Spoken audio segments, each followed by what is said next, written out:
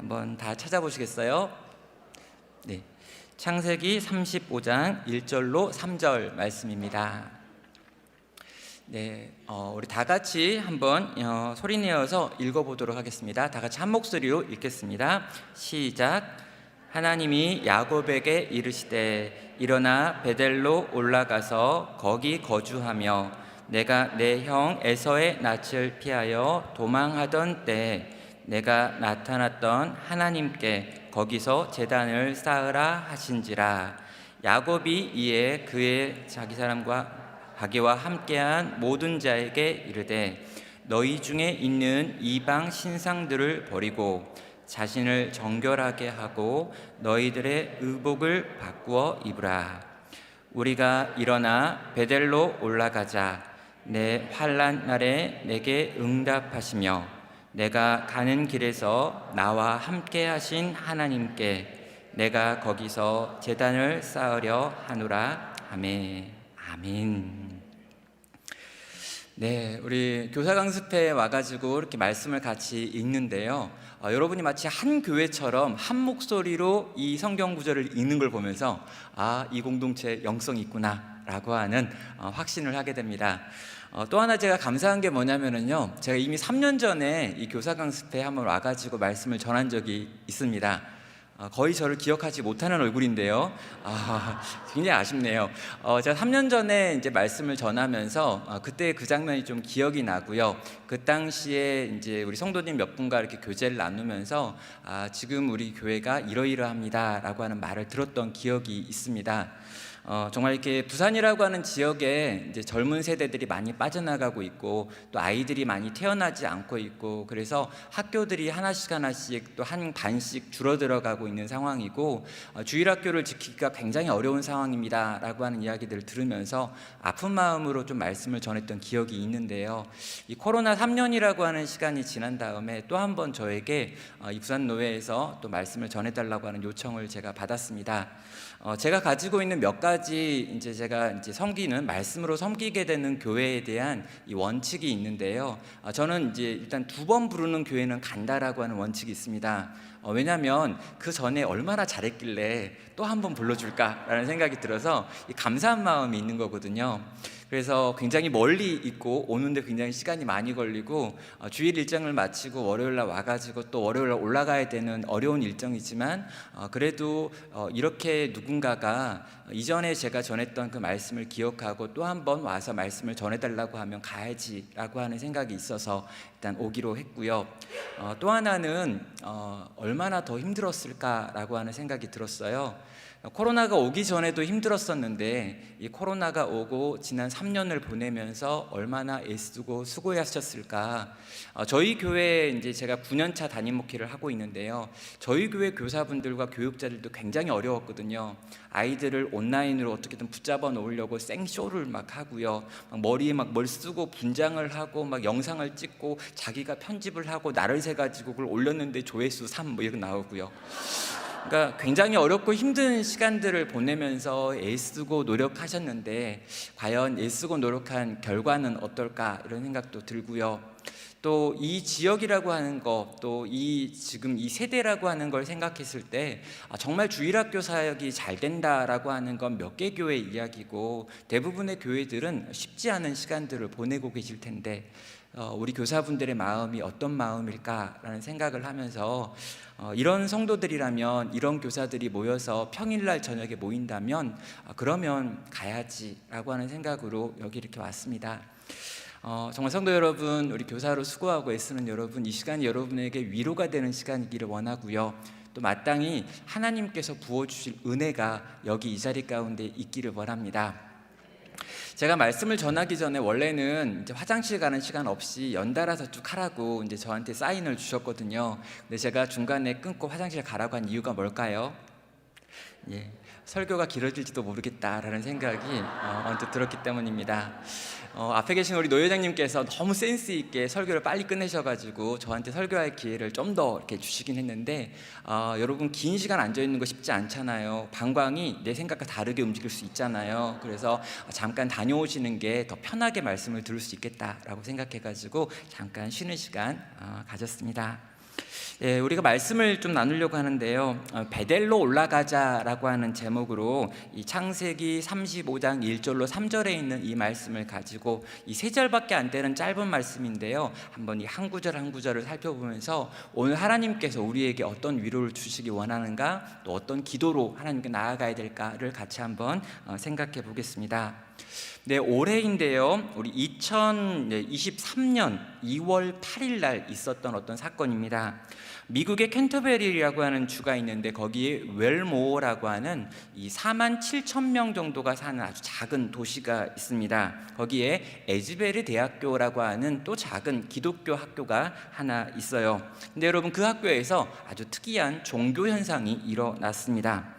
자, 외신에 따르면은요, 이 현상은 시작은 굉장히 평범했습니다. 기독교 학교였기 때문에요, 이 학교에 채플이라고 하는 이 기독교 수업이 하나 있었고요. 그래가지고 간단한 예배 형태의 채플을 드린 다음에 설교자가 말씀을 마쳤고 끝났습니다. 그런데 이 청년들 중에, 학생들 중에 5명 정도가 말씀을 듣고 받은 은혜가 있어서 조금 우리가 모여서 기도하자라고 해가지고 5명이 그 강당에 모여가지고 기도를 했습니다. 그런데 이렇게 5명이 기도를 하고 있는데요, 갑자기 그들의 마음 가운데 무언가 뜨거운 것이 경험되기 시작하고요, 성령께서 강하게 역사하셨다라고 하는 생각을 하게 됩니다.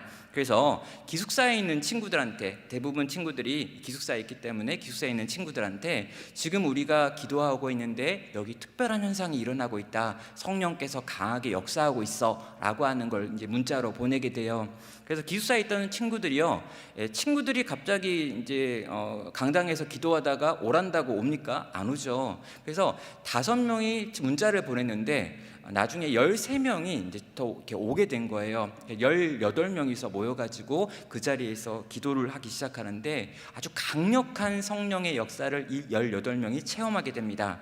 그리고 이 친구들이요, 밤에 들어오지 않고 계속해서 그 자리에 모여서 기도를 하는 거죠. 결국에 기숙사에 살고 있던 대부분의 학생들이 그 이야기를 듣게 되고요, 이 일이 무슨 현상인가 하여서 함께 참여하여서 기도하기 시작했습니다. 밤새서 그 자리에서 예배당을 떠나지 않고 사람들이 기도하는 일들이 일어나고요, 전 학생들이 그 자리에 모여서 기도하기 시작하고요, 그것이 끊어지지 않고 계속해서 이어져서 기도하게 되었습니다. 이 소식을 들은 그 주민들, 그 작은 도시의 주민들도 놀라가지고요, 이 현상을 경험하기 위해서 그 채플실에 찾아오게 되고요, 이 소식이 일주일 동안 계속해서 이 자리에서 기도하는 모임이 끊어지지 않다 보니까 미국 전역에서 이 현상에 대해 궁금한 사람들이 비행기를 타고 날아오고요, 또 외국에서도 비행기를 타고 날아오는 분들이 있었습니다. 그래서 이 현상이 2주 동안 그곳에서 계속해서 진행되었던 사건이 있습니다. 제가 이 이야기를 좀 들으면서요, 이 이야기에 대해서 어떻게 좀 더 알 수 있을까라고 고민하던 중에요, 미국에서 지금 목회를 하고 있는 저의 은사 목사님이시고 저에게 설교학을 가르쳐 주었던 이 르응열 목사님이라고 하는 분이 계신데, 이분이 이 부흥의 현장의 한복판에 자기 교육자들을 데리고 날아가가지고 이 찍어놓은 사진들을 좀 올리신 것들이 있었습니다.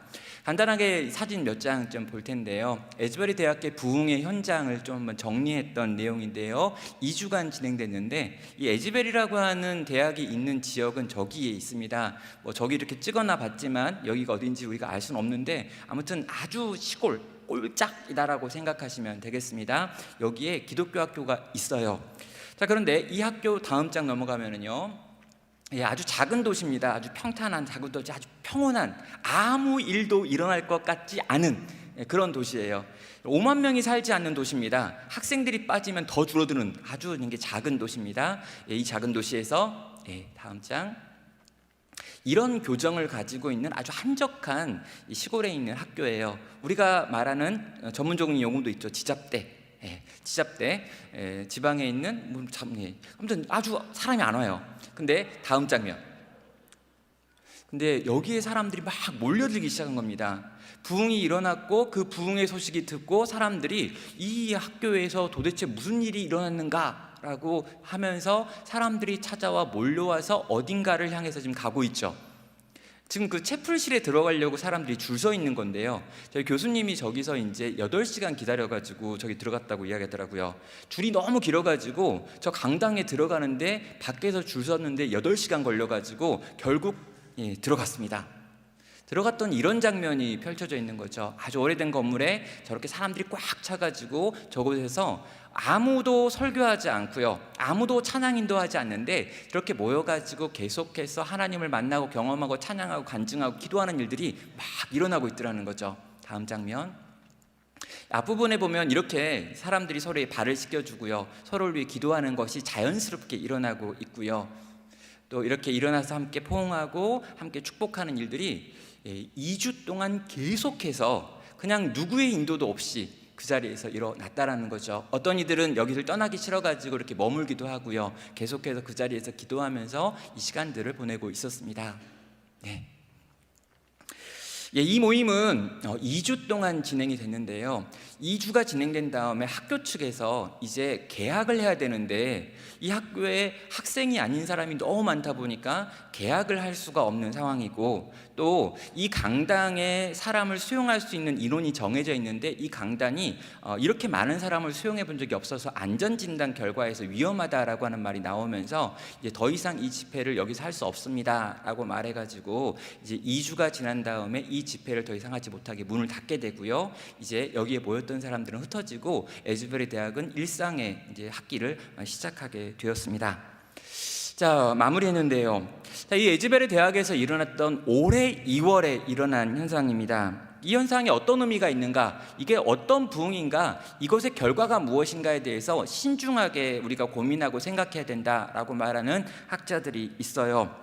부흥의 열매는 실제로 어떤 변화가 일어났는지 거기에 모인 사람들의 변화를 통해서 증명하는 거지, 그 현상이 아무리 뜨겁고 이상해 보인다고 해도 그것이 부흥의 일은 아닐 수 있다라고 하는 신중론이 강한 거죠.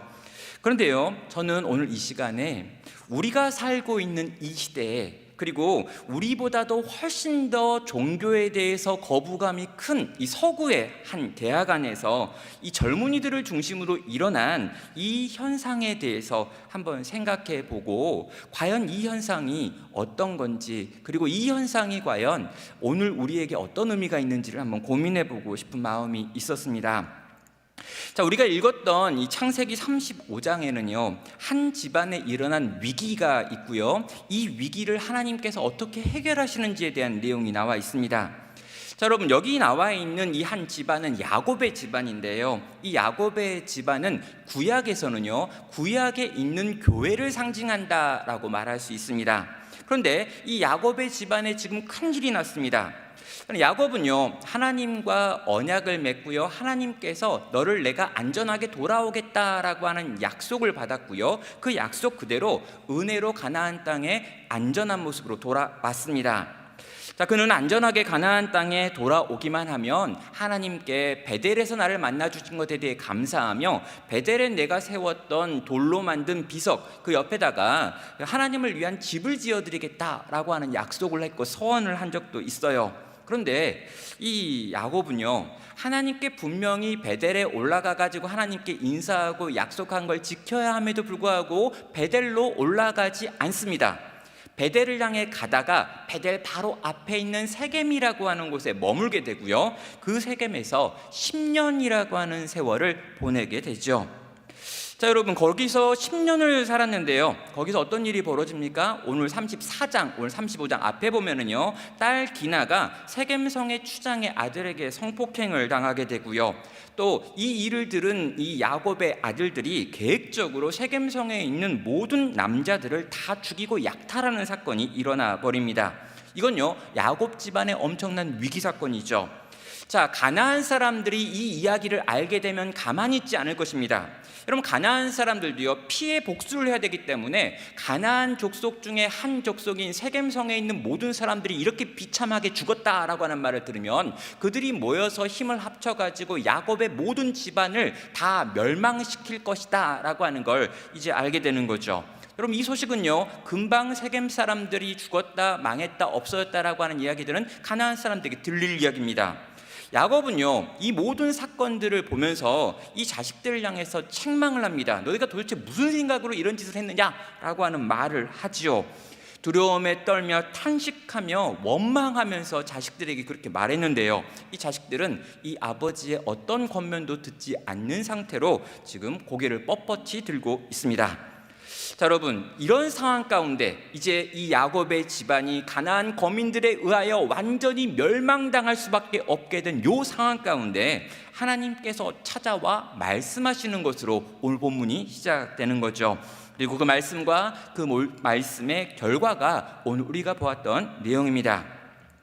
자, 여러분, 창세기에 나와 있는 아브라함, 이삭, 야곱의 집안은요, 하나님 나라의 씨앗으로 신약으로 보면 교회 공동체를 의미하는 것입니다. 그럼 야곱의 12아들이 있고요, 이 야곱의 12아들이 이스라엘이라고 하는 하나님 나라의 12지파가 되는 것을 우리가 알고 있습니다. 구약 하나님 나라의 이 기초가 된다라는 거죠. 여러분, 이 구약에 있는 교회, 구약에 있는 이스라엘 백성들은요, 신약으로 넘어오면 예수 그리스도를 믿는 모든 사람들이라고 불려지는 이 교회의 모형이 이 구약에 있는 야곱의 12아들들과 그들로 세워진 이스라엘이라고 하는 나라입니다. 그런데요, 이 구약 교회가 지금 비참하게 망가져 있죠.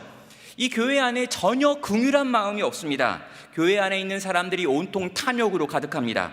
교회 안에 하나님의 이름으로 사기를 치는 놈들이 지금 넘쳐나고 있습니다. 교회 안에 하나님의 약속의 징표인 할례라고 하는 것을 사용해가지고 사람들을 살해할 속임수로 쓰고 있는 것들을 보게 됩니다. 이들에게는 정당한 권위도 없고 영적인 리더도 없습니다. 아버지가 무언가를 책망했는데 자식들이 들고 일어나가지고 아버지 당신에게 무슨 자격이 있습니까? 라고 아버지를 향해 탄핵하고 있는 모습을 보게 된다는 거죠. 완전히 망가져버린 교회의 모습, 완전히 망가져버린 한 가정의 모습을 우리는 보게 되는 거죠. 근데 여러분, 이 이야기가요, 이 망가진 교회의 이야기가, 망가진 야곱의 집안의 이야기가 단지 그냥 야곱의 이야기, 야곱의 집안의 이야기냐라고 물어봤을 때 우리는 아니, 어쩌면 오늘 이 땅에 있는 우리 교회들의 모습이 이런 건 아닌가라는 생각을 하게 됩니다. 이 시대 대한민국 교회가요, 처해 있는 상황이 이와 크게 다르지 않기 때문입니다. 여러분, 2023년 2월인데요, 이때 국민일보에서 이런 조사를 합니다. 한국인들 가운데 개신교에 대해서 얼마나 신뢰할 수 있습니까? 라고 하는 개신교에 대한 신뢰도 조사이죠. 그럼 매년 이 신뢰도 조사는 해왔습니다. 여러분, 2021년도에는요 이 개신교에 대한 신뢰도가 33%였습니다. 그러니까 3명 중에 이 1명 정도는 내가 개신교에 대해서 신뢰합니다 라고 말했다는 거죠. 그런데 2021년이 되었을 때는요 2022년이 되었을 때는요 이게 21%로 줄어듭니다. 5명 중에 1명 정도가 네가 개신교를 신뢰합니다 라고 말하는 거죠. 그런데 23년도 2월 달에 이렇게 조사를 했는데요, 이 퍼센테이지가 더 떨어져서 18%로 떨어졌습니다. 여러분, 18%로 떨어졌다라고 하는 이 말은요, 5명 중에 1명도 교회를 신뢰하기 어렵다라고 하는 말을 했다는 거죠. 그런데 여러분, 이 조사에서요 교회를 다니고 있는 사람도 포함해가지고 함께 조사한 거기 때문에, 그럼 교회를 다니고 있는 사람들 대부분이 내가 만약 교회를 신뢰합니다라고 말했다면, 교회를 다니지 않는 사람들 중에 교회를, 개신교를 믿을 만하다, 신뢰할 만하다라고 말하는 사람의 숫자는 현격하게 줄어들어 버렸다는 거죠. 여러분, 개신교에 대한 신뢰도가 이렇게나 낮다라고 하는 게 뭘 의미할까요? 전도하기 어렵다는 걸 의미합니다. 예수님을 믿게 만들기가 어려워요. 예수님에 대한 이야기를 하는 것이 굉장히 어렵습니다. 저 사람을 교회를 데리고 오려면은요, 저 사람들이 기본적으로 교회에 대해서 그곳은 그래도 괜찮은 곳이지, 내가 뭘 잘 모르기는 하지만 그래도 교회 다니는 사람들은 괜찮은 사람들이고, 교회 목사들은 좋은 말 하는 사람들이고, 교회 가면 나쁜 일보단 좋은 일이 더 많을 거야 라고 생각해야 교회에 오는 겁니다. 근데요, 교회를 믿을 수 없는 곳이다 라고 생각하는 사람들이 대부분인 경우에 우리는 복음을 전하는 것이 너무나 어렵다라고 하고 선교하는 것이 너무나 어려운 겁니다. 그럼 한국교회는요 지금 생각하는 사람들이 다니지 않는 곳이라고 지금 불려집니다. 좀 생각 있고 의식 있는 사람이 어떻게 교회를 다니냐라고 지금 사람들이 말하는 시대예요. 여러분, 젊은이들이 교회를 떠나갑니다. 왜냐하면 젊은이들에게 교회가 매력이 없을 뿐만 아니라 젊은이들이 하는 생각을 전혀 교회가 받아들이지 않기 때문에 교회는 내가 있을 곳이 아니다라고 생각하는 젊은이들이 지금 교회를 떠나는 거예요. 젊은이들만 교회를 떠납니까? 청소년들도 교회를 떠납니다. 그럼 입시라고 하는 걸 하는데 그거에 굉장히 힘들고 어려운 거예요. 근데 그 어려운 힘들고 한 이 입시를 내가 해야 되는데 이 입시에 교회가 별로 도움이 되는 것 같지도 않고요. 또 내가 보니까 교회에서 교회에 열심히 다녔던 사람이 입시를 잘해가지고 좋은 학교 가는 걸 별로 본 적도 없는 거예요. 그러다 보니까 교회를 내가 왜 다녀야 되지? 라고 하는 생각을 할 수밖에 없는 거죠. 그럼 문제가 뭡니까? 저 생각 있는 사람들도 교회를 떠나고요. 의식 있는 사람들, 지혜로운 사람들, 똑똑한 사람들, 잘 나가는 사람들도 교회는 다닐 곳이 못 된다고 이야기하고요. 젊은 사람들도 떠나고 청소년들도 떠난다는 거예요. 그럼 교회가요, 더 이상 이 세상을 이끌어갈 만한 영적인 리더가 되지 못하고 있습니다. 전도하는 것도 어렵고요, 선교하는 것도 어렵습니다. 그럼 교회의 미래가 흔들린다라고 이야기하죠. 우리는 주일학교 교사들이니까요, 우리 교회의 미래에 대한 관심이 많잖아요. 근데 여러분, 교회의 미래가 문제가 아니라 지금 현재가 문제입니다. 지금 당장 아주 심각한 거예요. 여러분, 코로나 3년을 이야기하면서요, 이 주요 교단이라고 하는 6개 교단이 있는데 이 교단들은 매년 모여가지고 총회를 합니다. 그리고 이 총회의 첫 시간에 뭘 하냐면 주요 교인들이 우리가 얼마인지 이 교인 수에 대한 보고를 해요. 코로나 이 3년 동안 주요 교단 6개 교단에서 얼마의 숫자가 줄어들었을까요? 여러분, 56만 명이 줄어들었습니다. 그럼 3년 동안 56만 명이 줄어들었어요. 여러분, 초량교회는 너무 커가지고 또 여기 있는 부사는 굉장히 많아가지고 56만이 좀 우습습니까? 3년 만에 56만 명이 없어졌다고요. 여러분, 엄청난 일들이 벌어지고 있는 거예요. 많은 교회들이 현실적으로 지금 문을 닫고 있고요. 또 우리 교회들도 실제로 많이 어려움을 느끼고 있다라고 하는 걸, 여러분, 코로나가 끝나고 온라인이 지나간 다음에 이제 온라인 시대가 지나갔으니 다시 돌아오겠지라고 했더니 안 돌아오잖아요. 여러분, 코로나 3년 동안 많은 사람들이 교회를 떠나버렸습니다. 여러분, 대충 그래도 나는 교회는 다녀준다 라고 했던 사람들이 다 접는 걸로 결정한 거예요. 그럼 주일학교가 지금 없는 교회가 얼마나 될까요? 전체 한국교회 중에 47%의 주일학교가 지금 없습니다. 그러니까 47% 절반에 해당하는 교회 주일학교가 한 명도 없어요.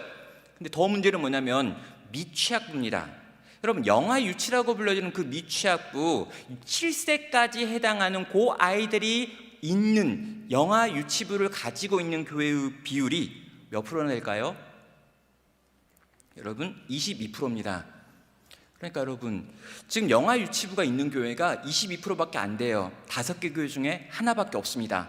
그런데요, 시간이 이대로 계속 그대로 흘러가면, 아무런 문제가 일어나지 않고 그냥 이대로 그냥 평안하게 계속 지나가면 2030년이 되면요, 지금부터 7년이 딱 지나면 한국교회 전체에 주일학교가 있는 교회는 10개 중에 1개밖에 없습니다.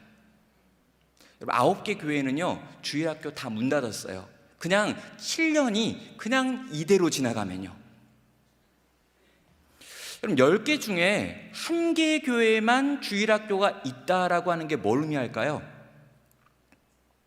30대, 40대라고 하는 아이들을 키우는 부모들도 그 1개 교회에 가 있지 주일학교가 없는 그 9개 교회에 남아있지 않을 거라는 거예요. 그래서 여러분, 이 이야기는요, 미래에 대한 이야기가 아니라 오늘 우리들의 이야기입니다. 여러분, 10개 교회 중에 9개 교회는요, 40대도 없고요, 50대 이상의 노인층이라고 불려지는 고령화되어진 교회로 여러분 7년만 지나면 다 그렇게 되어 버린답니다. 통계는 그걸 이야기하는 거죠. 여러분, 어찌하여 어찌어찌 해가지고요, 우리는, 여기 계신 여러분들은요, 신앙을 유지할 겁니다. 여러분, 평일날 이 주일학교 강습회 한다고 모이시는 분들은 보통 분들이 아니잖아요. 주일날 교회 오는 것도 쉽지 않은데 평일날 주일학교 강습회를 한다고 왔다, 월요일날 주일도 피곤했는데 또 와서 또 피곤한, 여러분, 이 피곤한 시간에 이 피곤한 것을 감수하고 와서 예배를 드리는 여러분은 여러분의 신앙을 유지할 거예요. 여러분, 여러분의 자식들은요, 여러분의 손자들은요, 우리 청년들은요, 청소년들은요, 우리 아이들은요, 신앙을 갖기도 어렵고요, 신앙을 유지하기도 어렵고요, 함께 공동체를 경험한 볼 믿음의 친구들을 사귀기도 너무너무 어려운 그런 시간들을 앞으로 살 거고, 지금 현재 이미 그렇게 살고 있는 겁니다. 여러분, 20대 청년들은 과연 얼마나 교회를 다니고 있는 걸까요? 네, 얼마 전에 한 조사 보니까요, 20대 청년들 1000명을 데리고 조사를 했는데 38명이 나는 교회 다닙니다 라고 말했대요. 여러분, 1000명을 조사했는데 38명입니다. 이걸 계산하면 3.8%죠. 100명 중에 4명이 나는 교회를 다닌대요. 여러분, 100명 중에 4명이면요 내신 1등급입니다. 그러니까 여러분, 공부에서 1등급 되긴 어려운데요, 요즘 20대 아이들이 교회 다니잖아요. 그럼 얘는 1등급이 내는 거예요. 그럼 제발 여러분 혹시 교사 중에 대학생이 있다 그러면요, 얘는 내신 1등급 맞은 애예요. 얘는 엄청난 애입니다. 여러분 자녀들 중에 대학 다니는데 지금 교회 꼬박꼬박 나오고 있다, 얘는 영적인 세계에서 내신 1등급에 해당하는 엄청난 애인 거예요. 너무너무 감사하고 감격스럽지만 동시에 너무 슬픈 거죠. 이만큼밖에 없다는 거예요. 여러분, 96명이 교회 안 다니는데 4명이 교회 다닙니다. 이 아이가 그렇게 대학 생활을 합니다. 내가 어떻게 내 신앙을 드러낼까요? 내 믿음을 어떻게 드러낼까요? 내 믿음에 대해 이야기하는데 아무도 못 알아듣는데 그걸 어떻게 살아갈까요? 우리가 살고 있던 세상보다, 우리가 살아가고 있었던 그 이야기들보다 훨씬 더 어렵고 힘든 신앙생활을 하고 있는 게 우리 지금 20대 아이들이라는 거예요. 자, 여러분, 왜 이런 일들이 벌어진 걸까요? 이 땅의 교회가, 이 땅의 어른들이, 이 땅의 교회라고 불려졌던 이 땅에 있는 많은 교회 공동체가 우리가 생각했던 그런 좋은 교회, 좋은 어른들의 모습이 아니었기 때문인 거죠. 사랑하는 여러분, 이런 상황 가운데 우린 과연 뭘 해야 되는 걸까요? 또 우린 뭘 기도해야 되는 걸까요? 자, 오늘 본문에 보면은요, 이 비참한 상황 가운데 놓여 있었던 야곱의 집안에서 이제 이 야곱을 찾아오신 하나님께서 하시는 말씀이 나오고요, 그 말씀에 대한 반응이 나오고 있습니다. 이 야곱의 집안에게 하나님께서 하신 그 말씀이요, 오늘 이 시대를 살아가고 있는 이 땅의 교회들을 향한 하나님의 말씀이고요, 우리를 향한 말씀이고요, 우리가 붙들어야 될 말씀이고요, 우리가 힘써야 될 말씀이 된다라는 거죠. 자, 부흥을 위해서요, 하나님께서 3가지로 명령하고 있습니다. 자, 교회나 성도가요, 하나님의 뜻을 회복하는 모습을 표현하는 가장 중요한 단어 중에 하나가 바로 부흥이라고 하는 단어입니다. 자, 우리가 부흥이라고 하는 단어를 딱 생각하면은요, 가장 먼저 떠오르는 게 엄청나게 많은 사람들이 몰려드는 것, 요걸 이렇게 떠올리고요, 또 엄청나게 크고 화려한 교회를 세우는 것, 이걸 이제 부흥이라고 생각하는 분들도 있어요. 많이 모이면, 목소리가 커지면, 방송국에서 취재가 나오면 정말 부흥이 일어난 것 같다라고 하는 생각을 하기도 하지요. 그런데요, 오늘 본문을 보면은요, 그런 종류의 화려함은 보이지가 않습니다. 하나님께서요, 지금 위대한 부흥을 일으키는 장면이 나오고 있는데요, 이 위대한 부흥을 일으키는 장면의 첫 시작은 뭔가 엄청난 사건이 아니라 하나님께서 무언가를 말씀하시는 사건으로 시작되더라는 거죠. 1절은 말합니다. 하나님이 야곱에게 이르시되라고 하는 말이요. 여러분, 하나님이 야곱에게 말씀하시기 시작하는 거, 이게 부흥의 시작이었습니다. 그럼 부흥은요, 사람이 만들어내는 게 아닙니다. 부흥은 하나님 편에서 시작하는 일이었습니다. 자, 여러분, 야곱이요, 하나님을 만나서 뭔가 깨달았을 때가 있습니다. 하나님을 만나가지고 뭔가 놀라운 걸 경험했을 때가 있어요. 언제였습니까? 야곱이 하나님을 막 찾고 막 두드리고 막 애쓰고 이때가 아니라요, 야곱이 내 능력과 힘으로 아무것도 할 수 없구나라고 하는 생각을 했던 그때에 하나님은 찾아오셨습니다. 그럼 야곱이요, 정말 그 똑똑한 머리 다 굴려가지고요, 장자의 권리를 빼앗아 왔습니다. 근데 그 결과가 뭡니까? 쫓겨나는 거였죠. 여러분 쫓겨나가지고요, 정말 베델이라고 하는 곳에 가가지고 그 들판에서 돌로 된 베개에 베고 자고 있었을 그때, 그러니까 내 힘과 내 능력으로 내 인생 아무것도 할 수 없구나, 내가 엄청 머리 굴렸는데 그 굴린 결과가 이건가 라고 생각하며 절망하던 그때 하나님께서 그냥 찾아오셨어요. 그래서 야곱은요, 베델에서 하나님을 만나는 체험을 했죠. 또 한 번 야곱이 하나님을 만났던 체험을 했습니다. 어디서요? 야복강에서요. 근데 여러분 야복강에서도 똑같습니다. 야곱이 머리 다 굴려봤는데 도무지 에서를 이길 수가 없는 거예요. 이 에서가 지금 병사들을 끌고 날 온다는데 이제 끝났구나라는 생각합니다. 그래서 자기 가족들 다 보낸 다음에 혼자 야복강에 남아가지고 거기 그냥 있었던 거예요. 내가 내 힘과 내 지혜와 내 능력으로 도무지 뭣도 할 수 없구나 라고 생각하는 그 절망의 시간에, 그때도 하나님께서 야곱을 찾아오셔가지고, 야곱은 가만히 있는데 괜히 씨름하자고 그래가지고 괜히 씨름하다가 하나님 당신께서 어떤 분인지 보여주시고 그에게 축복하시는 사건이 일어났었죠. 두 번 다 마찬가지였습니다. 야곱이 하나님을 향해 나간 게 아니라 하나님이 야곱에게 찾아오셔서 그의 인생에 놀라운 변화를 만들었습니다. 오늘도 동일합니다. 야곱이 하나님께 나아가 무언가 도와달라고 구하지를 않습니다. 야곱도 낯짝이 있거든요. 분명히 베델로 가야 되는데 안 가고 세겜성에 머물면서 10년 동안 개겠거든요. 하나님 만나기 싫어서, 하나님께 뭔가 내놓기 싫어가지고 거기 그냥 살았어요. 근데 그 결과가 지금 비참한 거죠. 야곱도 얼굴이 있어서 하나님께 뭔가 부탁을 못합니다. 그러니까 하나님이 또 찾아오셨습니다. 그래가지고 야곱의 인생 가운데 말씀하기 시작하는 거죠. 하나님이요, 야곱의 집안에게 찾아오셔서 또 말씀하시고 또 복 주시는 이유는 딱 한 가지입니다. 뭐냐고요? 하나님이 아브라함과 이삭과 야곱에게 하신 약속 때문인 거죠. 하나님이 하나님 나라 백성을 만들겠다, 그 나라를 만들겠다, 내 자손들이 많아질 것이다, 그걸 가지고 민족을 만들 것이고 그 민족들을 향하여서 내가 은혜를 베풀어서 그 민족을 통해서 이방이 나를 바라보게 만들 것이다 라고 하는 계획을 아브라함에게 창세기 12장에서 이미 말했기 때문에, 이미 약속하신 그 약속, 그 언약 때문에 하나님께서 그 언약에 매이신 분께서 다시금 이 말도 안 되는 나쁜 짓, 엉뚱한 짓을 하고 있는 야곱에게 또 찾아오셔서 은혜 베푸시는 일, 이게 오늘 본문에서 부흥이 일어나는 첫 번째 이유라는 거죠. 하나님의 성실하심, 하나님의 언약에 매여 계신 이것이 이 부흥의 이야기가 시작되어지는 이유가 되는 것입니다.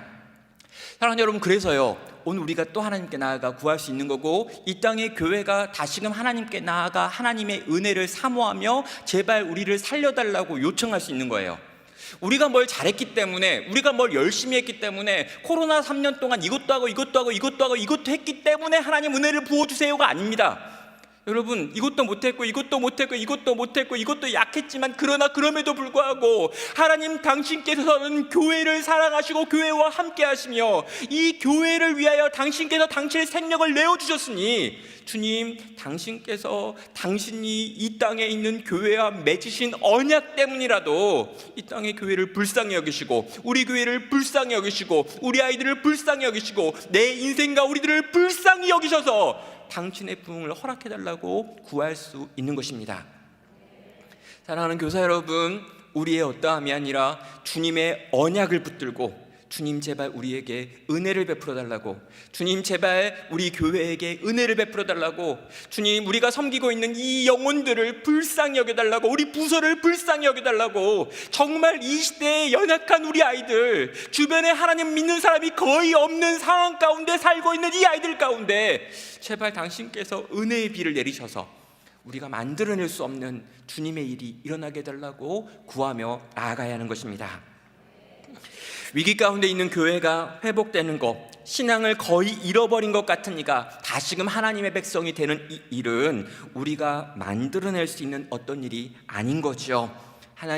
하나님께서 은혜를 베푸사, 하나님 당신께서 당신의 능력으로 우리 아이들을 부흥케 하시고, 이 시대 교회를 부흥케 하시고, 우리 교회를 부흥케 하시고, 나 자신을 부흥케 하시고, 우리 가정을 부흥케 하시는 위대한 일을 행하여 주시옵소서라고 하는 것이 우리의 기도가 되어야 되는 것입니다. 자, 이제 하나님께서는요, 위대한 부흥을 우리에게 주시려고요, 우리에게 무언가 명령하고 계십니다. 야곱의 집안에 이렇게 명령하시죠. 1절은 말합니다. 일어나 베델로 올라가서 거기 거주하며 내가 내 형 에서의 낯을 피하여 도망하던 때에 내가 나타났던 하나님께 거기서 제단을 쌓으라라고 한 줄로 명령하고 있습니다. 자, 하나님에 대한 긴 수식을 빼면은요, 여긴 세 가지 명령이 있습니다. 첫 번째, 일어나라고 하는 게 있고요. 두 번째, 베델레 올라가서 거기 거하며라고 하는 표현이 나오고요. 거기서 단을 쌓으라라고 하는 세 번째 명령이 있습니다.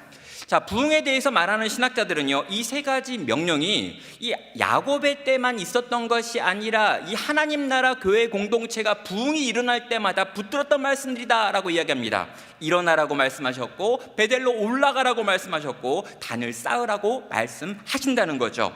자, 첫 번째, 일어나라고 하는 말의 의미입니다. 원어로는 쿰이라고 하는 단어가 쓰여지고 있습니다. 여러분, 이 쿰이라고 하는 단어를 듣는 순간 이 뭔가 좀 떠오르는 분들도 있어요. 성경을 좀 아시는 분들은 어디서 한번 들은 것 같은데 라는 말을 떠올립니다. 왜냐면요, 예수님께서 회당장 야이로의 12살 난 딸을 고치실 때 이 딸을 붙들고 하셨던 말씀이 달리다 쿰이었기 때문입니다.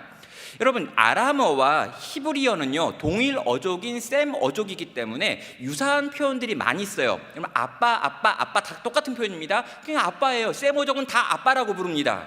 그럼 비슷한 용어들이 있는데 이 중에 일어나라라고 하는 이 표현이요, 쿰이라고 하는 표현인데 아람어도 히브리어도 다 쿰이라고 하는 말을 쓰고 있습니다. 자, 여러분, 이 일어나라고 하는 말은 기본적으로 잠에서 깨어나라라고 하는 말을 하고 있습니다. 그럼 야곱은요, 세겜에서 10년을 살았습니다. 그럼 야곱은요, 기본적인 스타일이 게으른 스타일이 아닙니다. 아주 열심히 최선을 다하여 하루하루 일하는 사람이에요. 그럼 야곱이요, 그렇게 많은 목축으로 부가 이렇게 축적되는 이유는 뭐냐면 그가 똑똑할 뿐 아니라 열심히 살았단 말입니다. 그럼 야곱은 열심히 10년을 살았는데 지금 하나님께서 야곱에게 오셔서 하는 첫 번째 명령은 잠에서 깨어나라 라고 이야기하는 거죠. 야곱아, 너는 너무 오랫동안 잤다라고 이야기하는 거예요. 10년 동안 어떻게 그렇게 퍼질러 잘 수 있느니 이제 그 잠에서 깨어나서 일어나라 라고 하나님께서는 지금 야곱에게 명령하고 있습니다. 여러분, 영적인 잠을 자고 있었다는 거죠. 깊은 잠을 자고 있었던 겁니다. 하나님 앞에 나와야 되는데 베델로 나와서 하나님께 온전한 예배를 드리고 그 아버지가 있는 곳을 향해 갔어야 되는데 그는 가지 않았다는 겁니다. 거기 그 세겜성에서 그 가나안 사람들 소에 들어가 가지고 거기 물이 잘 나는 그곳에서 열심히 목축하면서 10년이라고 하는 세월 동안 영적으로 깊은 잠 가운데 빠져 있었다. 그러니 이제 일어나라 라고 하는 게 하나님의 첫 번째 명령입니다. 여러분, 지난 3년의 시간을 여러분 어떻게 보내셨습니까? 이 코로나 시기 3년을 보내셨는데요, 여러분, 이 3년의 시기에 우리는 깨어 있었습니까? 여러분, 우리가 달력과 시계를 가지고 계산할 수 있는 시간과 무관하게요, 하나님께서 우리의 인생의 시간을 계산하는 방식이 있습니다. 근데요, 요건 약간 다를 수 있어요. 우리는 3년 동안 이렇게 살았습니다, 나는 이렇게 깨어 있었습니다 라고 말하지만 하나님께서 계산하는 시간은 뭐냐면요, 하나님 앞에서 살았던 시간만 하나님은 계산합니다. 그렇다면 여러분, 이 코로나 3년 동안 여러분은 얼마나 하나님 앞에 깨어 계셨습니까? 하나님을 의식하며 살았던 시간이 얼마입니까? 여러분, 종종 우리는요, 이런 이상한 분들을 만날 때가 있습니다. 아니, 저분은 예수 믿은 지 30년이 지났다는데 왜 저 모양일까? 라고 하는 그분이요. 벌써 떠오르는 부분 있잖아요. 교회에 늘 좀 그런 분들 계십니다. 그러니까 이렇게, 아니, 야, 아무리 생각해도 이상해. 저 사람은 교회를 저렇게 열심히 다니고 10년, 20년, 30년을 다니고 뭐 개척 멤버라고 하는데, 아니, 저분만 나타나면 갑자기 분위기가 쌓여지면서 저분이 오는 순간 모임이 없어져요. 우리가 막 7명이 모여가지고 막 대화를 나누고 있는데 그분이 딱 들어오는 순간 7명이 각각 일이 생겨가지고 다 흩어져요. 도대체 왜 이런 분들이 교회 안에 있을까라고 우리 의문이 있잖아요. 혹시 여러분, 이 말 딱 하는 순간 그때 왜 사람들이 흩어졌지? 라고 하면서 내가 떠오르는 분도 있을 수 있어요. 여러분, 우리는요, 굉장히 이상한 일들을 경험하고 있습니다. 교회를 다니고 교회를 다닐 시간이 길어지고 성경을 많이 보고 기도를 하고 교회에서 어떤 직분을 갖게 되면 이분이 기본적으로 우리가 알고 있는 상식이 뭐냐면요, 예수님 안에서 10년을 살았으면 10년만큼 예수님을 닮아야 되는 거 아니에요. 20년을 살았으면 20년만큼 예수님을 닮았을 거고 30년 살았으면 정말 예수님과 거의 비슷해야죠. 근데 이상해요. 교회 안에 너무 신기한 분들이 있어요. 심지어 교회에 꽤 높은 지위를 가지고 계신 분인데 왜 저렇게 주님을 안 닮았을까? 라고 느껴지는 분들이 계시다는 거죠. 이유가 뭘까요? 그럼 개가 있는데요, 이 개가 서당에 묶여있는 개는요 3년만 거기 묶어놓으면 풍어를 읊는다라고 하는 거짓말이 있어요. 그러니까 속담이 아니죠, 거짓말이죠. 뭐 개가 어떻게 풍어를 읽어요? 근데 개가 와와와와 하는데 약간 풍월처럼 한대요. 안 들어가서 모르겠어요. 하늘천 따지 뭐 거물로 이렇게 하는 것처럼 와와와와 이렇게 한다 할 수 있다는 거죠. 그럼 개도요 많이 들으면 그걸 따라한대요. 오래 들으면 그걸 흉내낸다고 합니다. 근데요 신앙생활을 꽤 오래 했음에도 불구하고 확연한 변화가 전혀 보이지 않는 사람이 나타났을 때 우리는 그들을 어떻게 이해해야 되는 걸까요? 한 가지입니다. 그가 교회를 다니지는 오래됐고요, 성경을 읽기도 하고요, 기도를 하기도 하고요, 교회 여러 가지 일들에 참여해서 봉사활동을 하고 있기는 하지만 하나님 앞에 사는 시간은 형격하게 적었던 거예요. 여러분, 그리스도 예수 안에서 그가 태어나기는 했는데요, 태어난 그가 마땅히 교회 공동체 안에서 그리스도를 경험하고 누리고 맛보고 알고 사랑하고 그 사랑을 받고 또 사랑을 하면서 정말 하나님과 부딪혀 살았던 시간이 긴다면 그는 분명 그리스도를 닮았을 것입니다.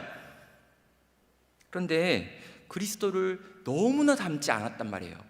그럼 뭡니까? 아직도 영적인 악이라는 거죠. 교회 안에 20년을 살았지만, 교회 안에서 평생을 살았다고 이야기하지만 실제로 하나님 앞에서 거의 산 적이 없어서 태어날 때의 상태와 거의 똑같은 상태가 되어 있는 사람들, 그런 사람들이 교회 안에 많다라는 거죠. 그리고 심지어 그런 분들이 교회 안에 세월이 오래였기 때문에 이제 당신은 이걸 해주십시오, 이걸 하십시오 라고 하면서 직분도 받고요, 또 당신은 참 괜찮은 사람인 것 같으니까 신학교 가가지고 목사가 되십시오 해가지고 목사가 되는 일도 일어난 거예요. 교회의 리더가, 영적인 아기가 교회의 리더가 되는 거죠. 하나님 앞에서 하나님과 씨름하며 사는 경우가 거의 없는, 하나님 앞에 대부분의 시간에 잠잤던 사람이 교회의 리더가 돼버리니까요, 지금 어쩌면 한국교회에 일어나고 있는 이 많은 문제들의 원인이 영적인 어린아이들이 교회의 키를 갖고 있기 때문에 생긴 건 아닐까, 우리는 생각할 수밖에 없는 겁니다. 여러분, 그런 의미에서요, 저는 주님을 전혀 닮지 않는 목사님들을 종종 보면서 되게 의아해요. 주님과 전혀 무관하게 생각하는 장로님들을 보면 충격적입니다. 또 그런 권사님들, 또 그런 부장 선생님, 여기 주일학교니까 안수 집사님들, 막 이런 분들 보면 너무 이상한 거죠. 여러분, 주님의 교회가 주님과 너무 닮지 않은 분들에 의하여 움직일 때 이 땅에 있는 교회가 이토록 엉망이 될 수 있고, 우리가 지금 주일학교 교사인데 주님을 거의 알지 못하고 경험하지 못하는 주일학교 교사일 때, 주님을 전혀 닮아가고 있지 않는 주일학교 교사라면, 여러분, 우리 때문에 우리 아이들은 이상한 예수님을 계속해서 보고 있는 것입니다. 사랑하는 여러분, 하나님 앞에서 살았던 시간이 얼마입니까? 나의 영적인 나이는 지금 몇 살일까요? 제발 부탁드립니다. 우리의 연수가 올라갈수록 하나님과 함께 했던 시간도 깊어져서 점점 더 예수님 닮는, 그래서 우리가 죽을 때쯤 되면요, 내가 누군지, 내가 예수님인지 예수님이 난지 잘 모르는 그런 어른이 돼 있으면 얼마나 아름다울까요? 던 것이 바로 베델이라고 하는 곳입니다. 하나님이 거기 찾아오셨고요, 야곱은 처음으로 조상들이 만났던 하나님을 거기서 만났습니다. 쉽게 말하면요, 야곱의 인생 속에서 하나님을 만났던 자리가 바로 베델인 거죠. 성도 여러분, 여러분의 베델은 어디입니까? 여러분이 내가 찾아가서 하나님 만나고 싶은 바로 그 베델이라고 하는 곳은 어떤 곳일까요? 하나님 나를 찾아오셨던 자리, 그분과 깊은 교제를 나눴던 자리, 정말 기도가 되는 자리, 예배가 되는 자리, 말씀이 막 들리는 자리, 정말 그런 자리가 혹시 여러분에게 있습니까? 그렇다면 여러분, 그곳이 바로 여러분에게 베델이죠. 만약 침체에 빠져 있다면, 내가 영적인 잠을 자고 있는 것 같다면, 내가 지금 뭔가 좀 이상한 것 같다, 내가 예전에 이 정도는 아니었는데 요즘 왜 이럴까라고 생각된다면, 우리는요, 우리가 지금 자고 있던 그 자리를 박차고 일어나가지고 하나님을 만났던 그 은혜의 자리를 향해 막 뛰어가가지고 거기에 엎드려야 한다는 것입니다. 여러분, 언제 하나님을 만났습니까? 언제 하나님 앞에서 통곡하셨습니까? 언제 하나님께서 말씀의 검으로 나를 찔러가지고 내 속에 있는 죄를 드러나게 하심으로 하나님 앞에 통회하며 자복하며 울며 통곡하며 하나님께 나의 인생을 내어드리며 나를 하나님께 헌물로 내어드리는 번제의 시간, 헌신의 시간들을 가지셨습니까? 그럼 그 기억이요, 너무 오래전 이야기면요, 여러분 이거 문제 아닌가요? 아니 적어도 뭐 한 달에 한 번은 아니더라도 1년에 한두 번은 그렇게 하나님 앞에 엎드려 본 적이 있어야 되는 거잖아요. 아니 근데 그런 경험이 10년 전인가 15년 전인가 그때 한 번 내가 울고 지금까지 한 번 안 울었다, 그게 뭔 자랑입니까 여러분?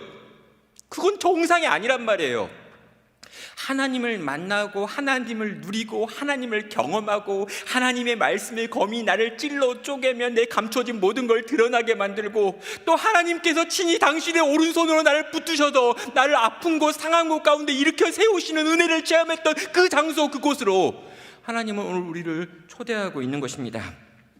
저는요, 하나님께서 지금 이 시기에 우리를 향해서 베델로 올라오라라고 말씀하신다고 믿어요.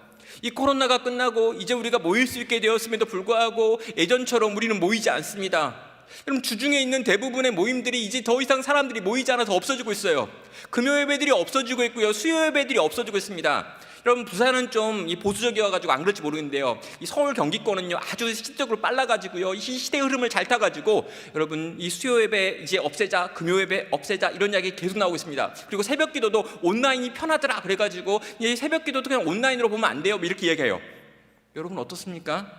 그럼 모이기를 패하는 자의 어떠한 습관처럼 하지 말라고 했는데 말세에는 그런 일들이 막 일어난다고 해가지고 그러지 말고 우리가 정말 이런 어려운 때이지만 그래도 모이자고 이야기했었는데, 여러분 모이기를 패하는 자의 어떠한 습관처럼 하지 말라라고 하는 말이 언제 쓰여졌냐면요, 지금 네로가 핍박하던 시대에 일어난 말입니다. 로마라고 하는 거대한 제국이요, 기독교를 박해하던 그 시기에 그 박해가 있음에도 불구하고 우리는 모여야 한다라고 말했던 시기예요.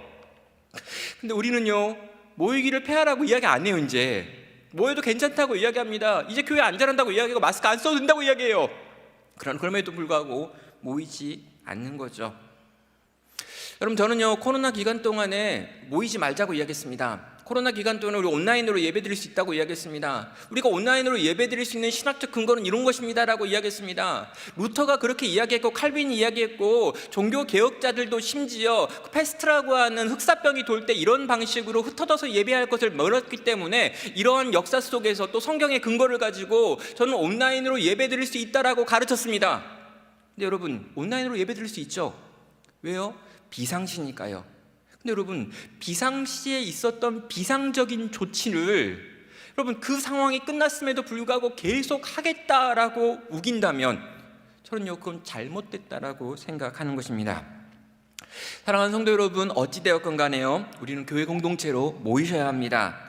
잠자고 있던 자리에서 일어나서, 잠들어 있던 자리에서 박차고 일어나서 어찌되었건 간에 내 정신이 맑았던 곳으로 다시금 돌아가야 한다는 것이죠.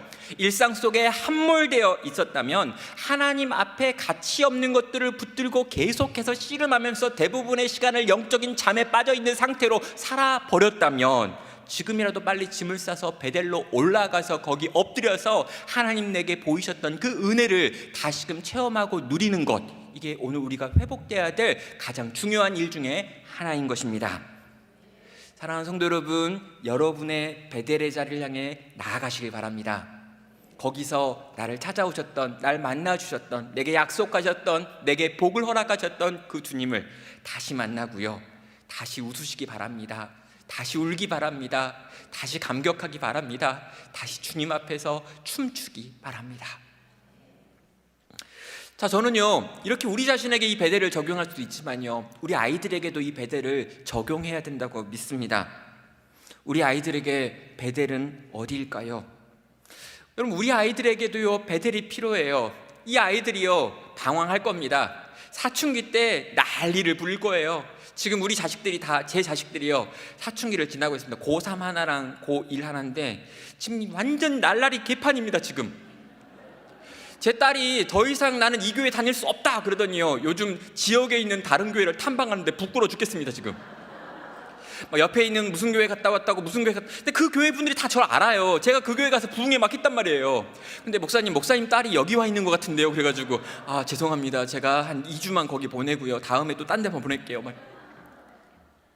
네, 지금 첫째 딸이 지금 난리고요. 이 아들은 더 난립니다. 아들은 심각하게 날려가지고 제가 뭐 말을 못 하겠는데, 걔는 이제 중학교 2학년 때부터 학교를 안 다니고 있어요. 학교 깨끗하게 졌고 집 밖에 안 나가고 1년 6개월 동안 은둔형 외톨이로 살고 있습니다. 집 밖에 안 나가요. 1년 6개월 동안 3번 집 밖에 나갔는데요, 2번은 병원 간 거였고, 한 번은 제 휴가 때 저 따라 나와가지고 한 번 휴가 따라와 준 거. 1년 6개월 동안 딱 4일 집 밖에 나왔습니다. 여러분, 1년 6개월 동안 머리를 기르고 있어요. 머리가 얼마나 길고 아름다운지. 뒷모습은 완전 아가씨인데 속이 타들어갑니다. 여러분, 정말 엉망이에요. 사춘기 지나면서. 그 전에는 막 성경 암송하고 막 주님이 홀로 가신 그 길 나도 따라가네 막 이런 찬양 불렀다는데, 정말 이렇게 우리 성도들에게도 민망하고 이런 말하기도 민망하지만 사춘기 때 여러분, 걔들 그렇게 방황할 수 있습니다. 저 방황할 수 있고요. 저도 방황해봤으니까 인정해야 돼요. 그때 한번 그렇게 방황해야 합니다. 청년이 됐을 때 또 방황하는 친구들 있죠. 열심히 교회 다니고 신앙생활 잘했고 부모님 말 잘 들었는데 대학 가가지고 이상해지는 일이 있을 수 있습니다. 근데 여러분, 문제는 뭐냐면요, 이 친구들이 돌아갈 배들이 있을까요? 제가 예수님 안 믿고요, 중간에 뛰쳐나와가지고요 교회 안 다녔던 거 한 1년 6개월 있습니다. 여러분, 1년 6개월 동안 제가 교회 안 다니고 대학 다닐 때 막 방황을 했는데요, 그때 제가 이렇게 방황하면서 저는요 언젠가 돌아가야 한다는 걸 알고 있었고요, 내가 돌아가면 어떻게 될 줄 알고 있었어요. 정말 나를 사랑해주는 공동체가 있고 나를 기다려주는 사람들이 있고 그들이 나를 어떻게 안아줄지, 어떻게 나를 위해 기도하고 있는지 저는 알고 있었어요. 근데 여러분, 우리 아이들에겐 그런 곳이 있나요? 정말 슬프게도요, 우리 아이들에게는 베델이 없을지도 몰라요. 돌아가야 될 베델이요. 그들의 마음 가운데 어떤 변화가 일어나는데 기억나는 곳이 없으면 어떡할까요? 저는요, 주일학교 섬기시는 우리 교사분들에게 이야기해드리고 싶어요. 아이들이 막 방황하다가 어느 날 갑자기 마음 가운데 뭔가 허하고 정말 뭔가 좀 이상하고 이렇게 살면 안 되겠다라고 생각할 때 나를 끝까지 품어주고 나를 끌어안고 기도하고 나에게 전화해주고 나를 찾아와주고 아무 이유도 없이 나한테 떡볶이 사주고 아무 이유도 없이 나를 품고 울었던 우리 교사분들이 그 아이들의 어찌 보면 유일한 베델일 수 있다고요. 제가 작년에 있었던 이야기인데요, 작년에 제가 이제 목양실에 앉아 있다가 엄청 충격적인 사건을 한번 경험했습니다.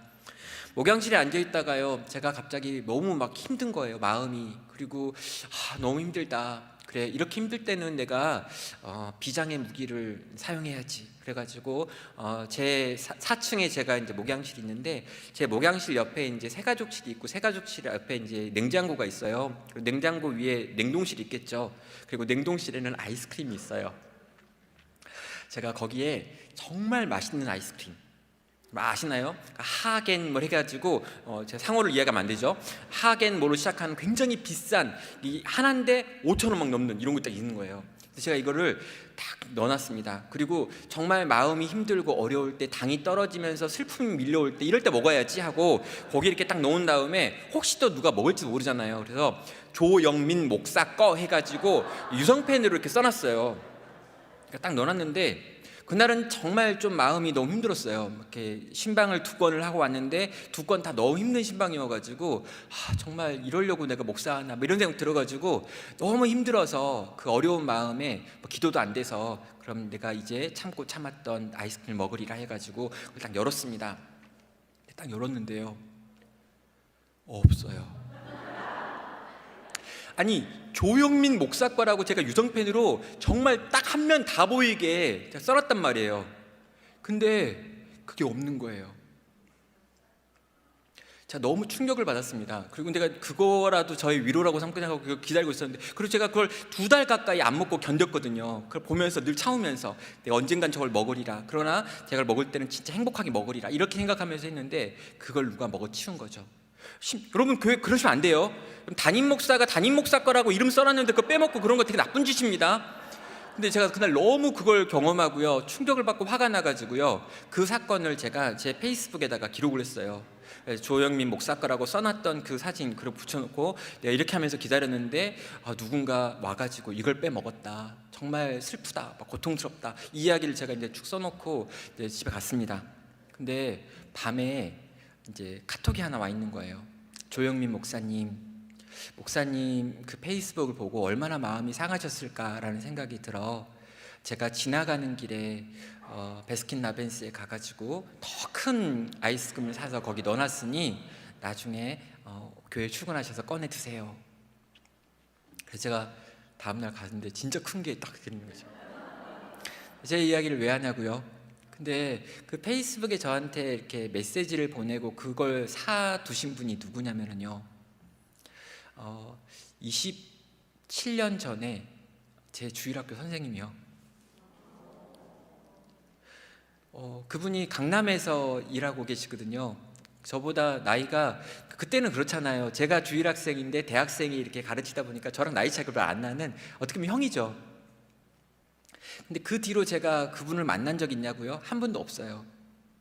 한 번도 만난 적이 없고, 제가 나눔교회 부임해가지고 8년 동안 한 번도 만난 적 없고, 페이스북에 잠깐씩 제가 쓰는 글을 보면서 좋아요를 누르시는 분이에요. 그리고 내가 가르쳤던 제자가 저렇게 훌륭하게 교회 잘하고 있다는 말을 들으니까 너무 좋습니다라고 한 번 이렇게 좀 통화한 적이 있어요.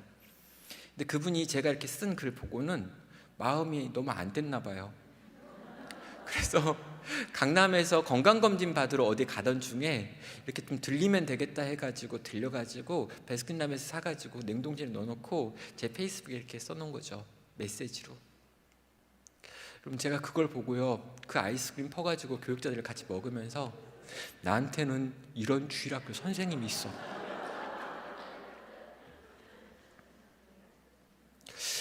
여러분은 그런 제자 없겠죠, 아직.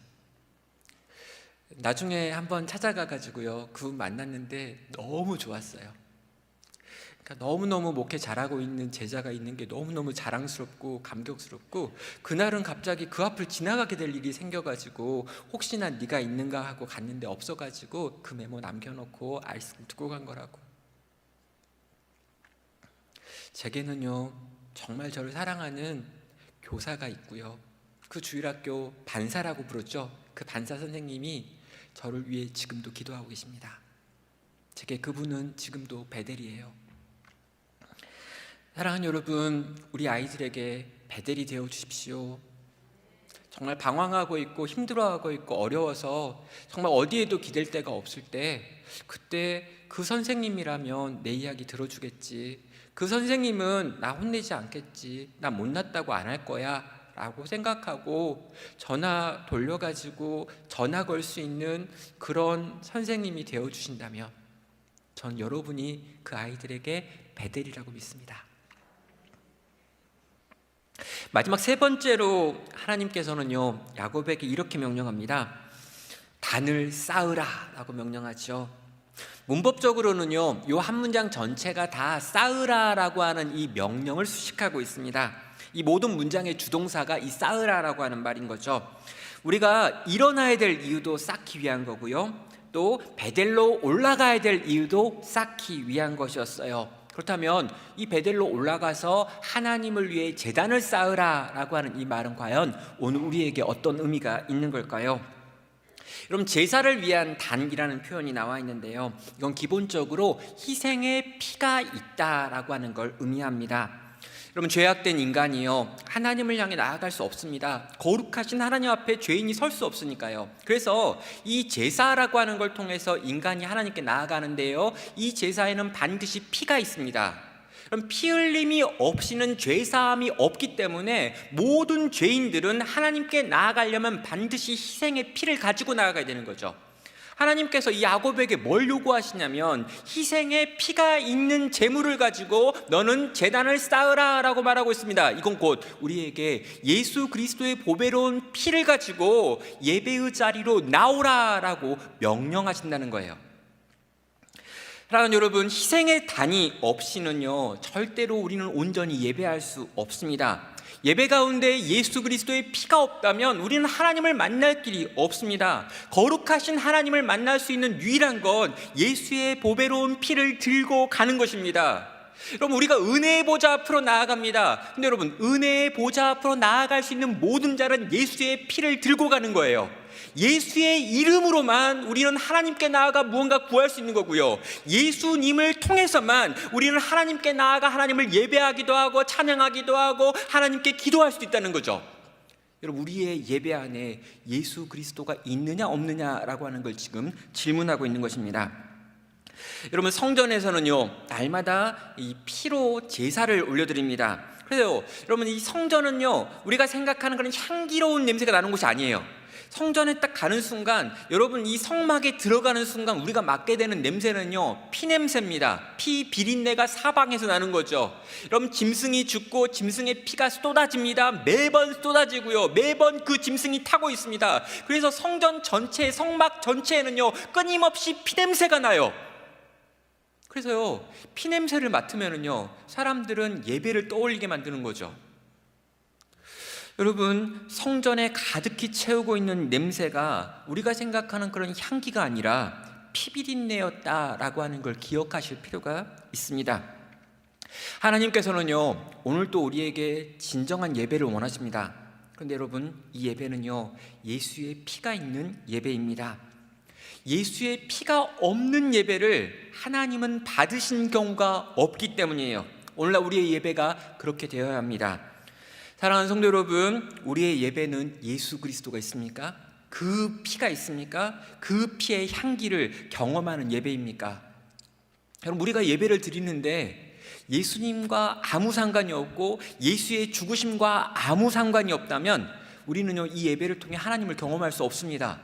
동일하게요, 우리 부서가 모여 있는데요, 우리 주일학교 부서가 모여가지고 예배를 드리는데 우리 부서에서 들려지는 하나님의 말씀이나 우리의 기도나 우리의 찬양이나 우리의 소그룹 모임 속에서 예수 그리스도의 보배로운 피의 흔적을 경험할 수 없다면 여러분, 우리의 예배는 사람을 변화시키는 예배가 아니라는 거죠. 우린 계속 고민해요. 환경이 좀 바뀌면 괜찮아질 것 같다. 간식을 좀 더 세게 해볼까? 아니면 이러이러한 편의시설을 만들어 볼까? 예배 공간을 좀 괜찮게 만들어 보고 설교하는 분이 설교를 더 짧게 해볼까? 뭐 이런 여러 가지 복잡한 생각들을 많이 하고 있습니다. 그러나 여러분, 이 모든 복잡한 생각들보다 더 중요한 게 뭐냐면 우리의 예배 안에 예수의 피가 있느냐라는 거예요. 그 피가 흐르는 곳에만 하나님의 은혜가 임하기 때문입니다. 이 피가 흘러 넘치는 곳에만 하나님의 은혜의 역사가 나타나기 때문이고 생명의 능력이 나타나기 때문입니다. 그리고 여러분, 우리는 먼저 구해야 되는 거예요. 하나님, 우리의 예배 안에서 예수의 피가 경험되게 해주십시오. 주님, 예수의 보배로운 피로 우리 아이들의 머리부터 발끝까지 덮어주십시오. 우리 말씀을 증거하시는 저 전도사님이 예수의 피에 쩔어 있는 인생이 되게 하여 주십시오. 저 입에서 나오는 말이, 우리 입에서 나오는 말이, 우리가 하는 행동이, 우리가 하는 기도가, 우리가 하는 모든 영적인 예배가 그리스도의 보배로운 피로 가득한 것 되게 하여 주시옵소서. 피가 나를 덮고 그 피가 우리 속에 넘치고 그 피가 나를 통해 전하여지고 이 피가 내 말과 내 소그룹의 행동들과 내 표현들과 내 모든 행동들 가운데 드러나고 나타나서 우리 아이들과 함께 이 피가 있는 예배를 드리게 하소서. 이것이 우리의 기도가 되어야 되고요, 우리의 예배가 되어야 하는 것입니다. 사랑하는 여러분, 세 가지를 이야기 드렸습니다. 자, 우리는 영적인 잠에서 깨어나 일어나야 합니다. 우리는요 베델을 향해 달려가야 되고 우리가 우리 아이들의 베델이 되어줘야 합니다. 그리고 여러분, 우리가 일어나서 베델을 올라가서 해야 될 유일한 한 가지는 예수의 피가 있는 예배자가 되어야 합니다. 자, 하나님께서요 부흥을 주시기 전에 이 야곱에게 하셨던 명령이 이 세 가지인 거죠. 자, 그렇다면 이제 야곱은요 이 하나님의 음성을 들었습니다. 아주 짧은 한 문장인데요, 아주 강력한 그리고 핵심적인 한 문장이고 충분한 한 문장이었죠. 자, 이 말을 들은 야곱은요 그가 자고 있던 영적인 잠에서 깨어났습니다. 그리고 곧바로 그 하나님의 명령에 근거해서 자기 후손들과 자기 가족들을 향하여 또다시 세 가지로 명령을 하지요. 그 명령의 결과는 3절에 나와 있는데요, 우리가 일어나 베델로 올라가자라고 말하는 거예요. 우리가 지금 여기 이 세겜에서 더 이상 누워있지 말자, 잠들어 있지 말자, 영적으로 깨어나서 함께 일어나서 이제 베델로 올라가서 거기 계신 우리 하나님을 만나자라고 자기 온 가족들을 향해서 가자라고 지금 명령하고 있습니다. 그런데요, 그렇게 그가 명령하면서요, 그 중간에 2절에서요 세 가지를 하나님이 명령하지 않았음에도 불구하고 자기가 추가하는 명령들이 나옵니다. 이게 야곱이 자기가 깨달은 하나님의 말씀에 대한 적용인 거죠. 2절은 말합니다. 야곱이 이에 자기 집안 사람과 자기와 함께한 모든 자에게 이르되 너희 중에 있는 이방 신상들을 버리고 자신을 정결하게 하고 너희의 의복을 바꾸어 입으라 라고 명령을 하는 거죠. 자, 야곱은요 왜 하나님의 명령에 추가해서 세 가지를 덧붙이고 있는 걸까요? 그는 지금 잠에서 깨어났기 때문입니다. 하나님이 쿵 했습니다. 그랬더니요 자다 깨어난 거예요. 벌컥 깨어났더니요 영적인 잠에서 깨어나자마자, 영적인 눈이 열리자마자 지금 자기 집안 꼬락서니가 보이는 겁니다. 우와, 내가 잠에서 깨어나 보니까 이 집안이 지금 엉망진창이 되어 있는 거예요. 어떻게 되어 있습니까? 야곱의 집안이란 말입니다. 하나님 나라 백성이고 교회란 말입니다. 그런데 이 교회 안에 이방 신상들이 가득한 거예요. 여러분, 이방 신상들이 어떻게 여기 있습니까? 근데 10년 동안 영적인 잠을 잤는데요, 이 잠자고 있는 동안에 이방 신상들이 막 기어 들어와 가지고 이 집안 가득히 이방 신상들이 놓여 있는 거예요. 그래서 그의 첫 번째 명령은요, 이 이방 신상들을 버리라 라고 하는 명령이었습니다. 그 두 번째 하는 명령은 무엇입니까? 자신을 정결케 하라는 겁니다. 온통 더럽더라는 거죠. 다 망가져 있는 겁니다. 하나님의 교회가 온통 오물을 뒤집어 쓰고 더러워져 가지고 이 영적인 순결을 전혀 지켜내지 못하는 상태로 살아왔구나 라고 하는 걸 보는 거예요. 잠에서 깨어났더니 내가 지금 돼지우리에서 뒹굴고 있구나. 우리는 하나님의 교회인데, 하나님의 집인데 이렇게까지 더럽다니, 우리 깨끗하게 하자, 씻으러 가자 라고 말하고 지금 씻고 있는 거예요. 세 번째가 뭘까요? 이제 너희가 입고 있는 그 의복, 가나안의 의복을 입고 있는데 이 의복 버리고 새로운 복장으로 바꿔라 라고 이야기하고 있습니다. 그럼 세 가지를 하나씩 정리하면 이것입니다. 너희 중에 이방 신상을 버리라 라고 말하고 있는데요, 이건요 우리에게도 동일하게 적용이 됩니다. 혹시 우리 들여놓은 우상이 있진 않습니까? 우리 집에요. 우리 영혼을 사로잡고 있고요, 내가 지금 내 인생에서 가장 소중하게 생각하고 있는 바로 그게 뭐냐고 지금 질문하는 거예요. 여러분, 우리가 우리 인생에 가장 소중한 게 무엇입니까? 예수 그리스도죠. 가장 소중한 건 그분이십니다. 왜요? 그분이 가장 소중한 내 생명을 만들어 주신 분이고 내 영원한 생명을 주신 분이니까요. 여러분, 죄와 사망으로 말미암아 죽을 수밖에 없는 인생이었는데 그런 인생들로 하여금 하나님을 아빠라고 부를 수 있게 하셨고 영원한 생명과 성령의 법으로 옮기셔가지고 영원토록 그분을 기뻐하게 만드셨습니다. 여러분, 저 바닥에 있는 인생을 저 높은 곳으로 바꾸신 분이 예수님이에요. 그래서요 우린 기본적으로 예수님이 가장 좋아야 합니다. 기본적으로 성도는 당신의 인생에서 가장 소중한 것이 무엇입니까? 라고 말하면 예수 그리스도라고 말해야 되는 거죠. 근데 여러분, 아니잖아요. 이 예수님은 그냥 여기 계시고 내가 좋아하는 건 막 여기 있고 이거 있고 1, 2, 3, 4, 5 순위 막 쫙 정해진 다음에, 그런 다음에 한 10번째나 11번째 정도 예수님 꼭 있어요. 이렇게. 그런 다음에 하나님은 또 그 뒤에 있네요. 왜 그런지 몰라요.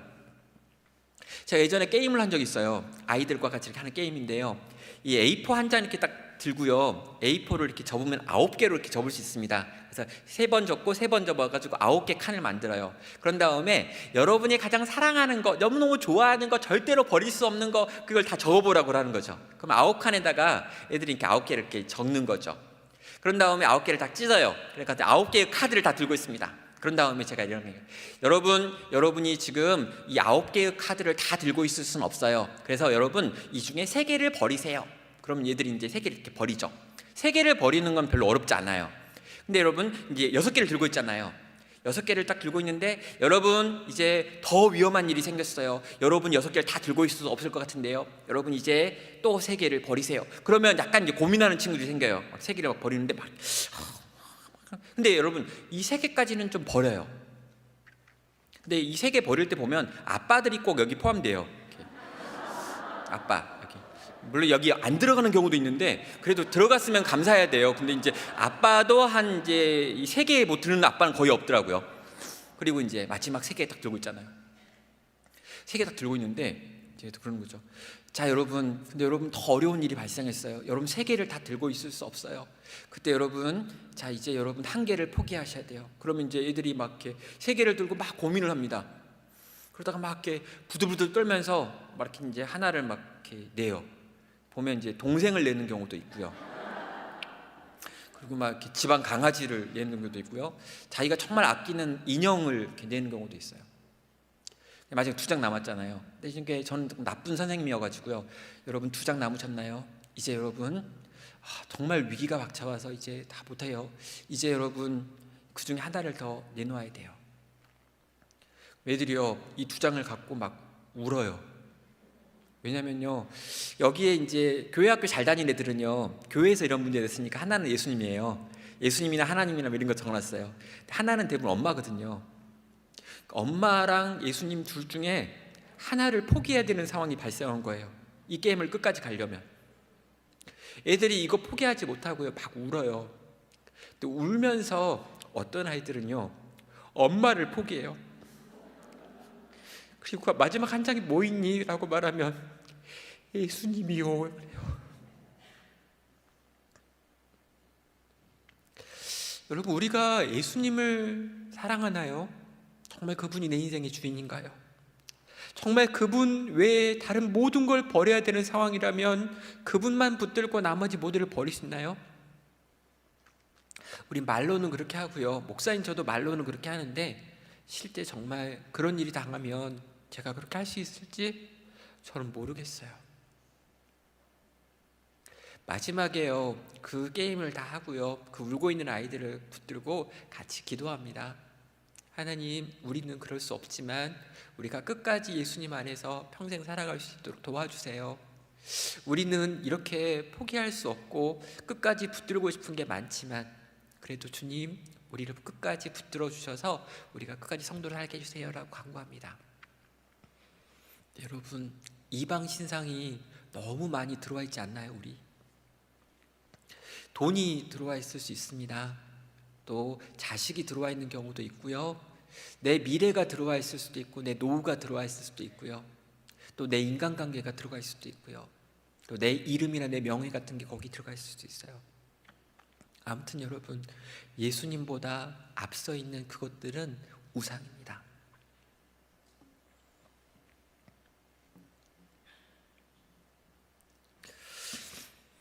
하나님은 어떤 분이시냐라고 하면요 질투하시는 하나님이래요.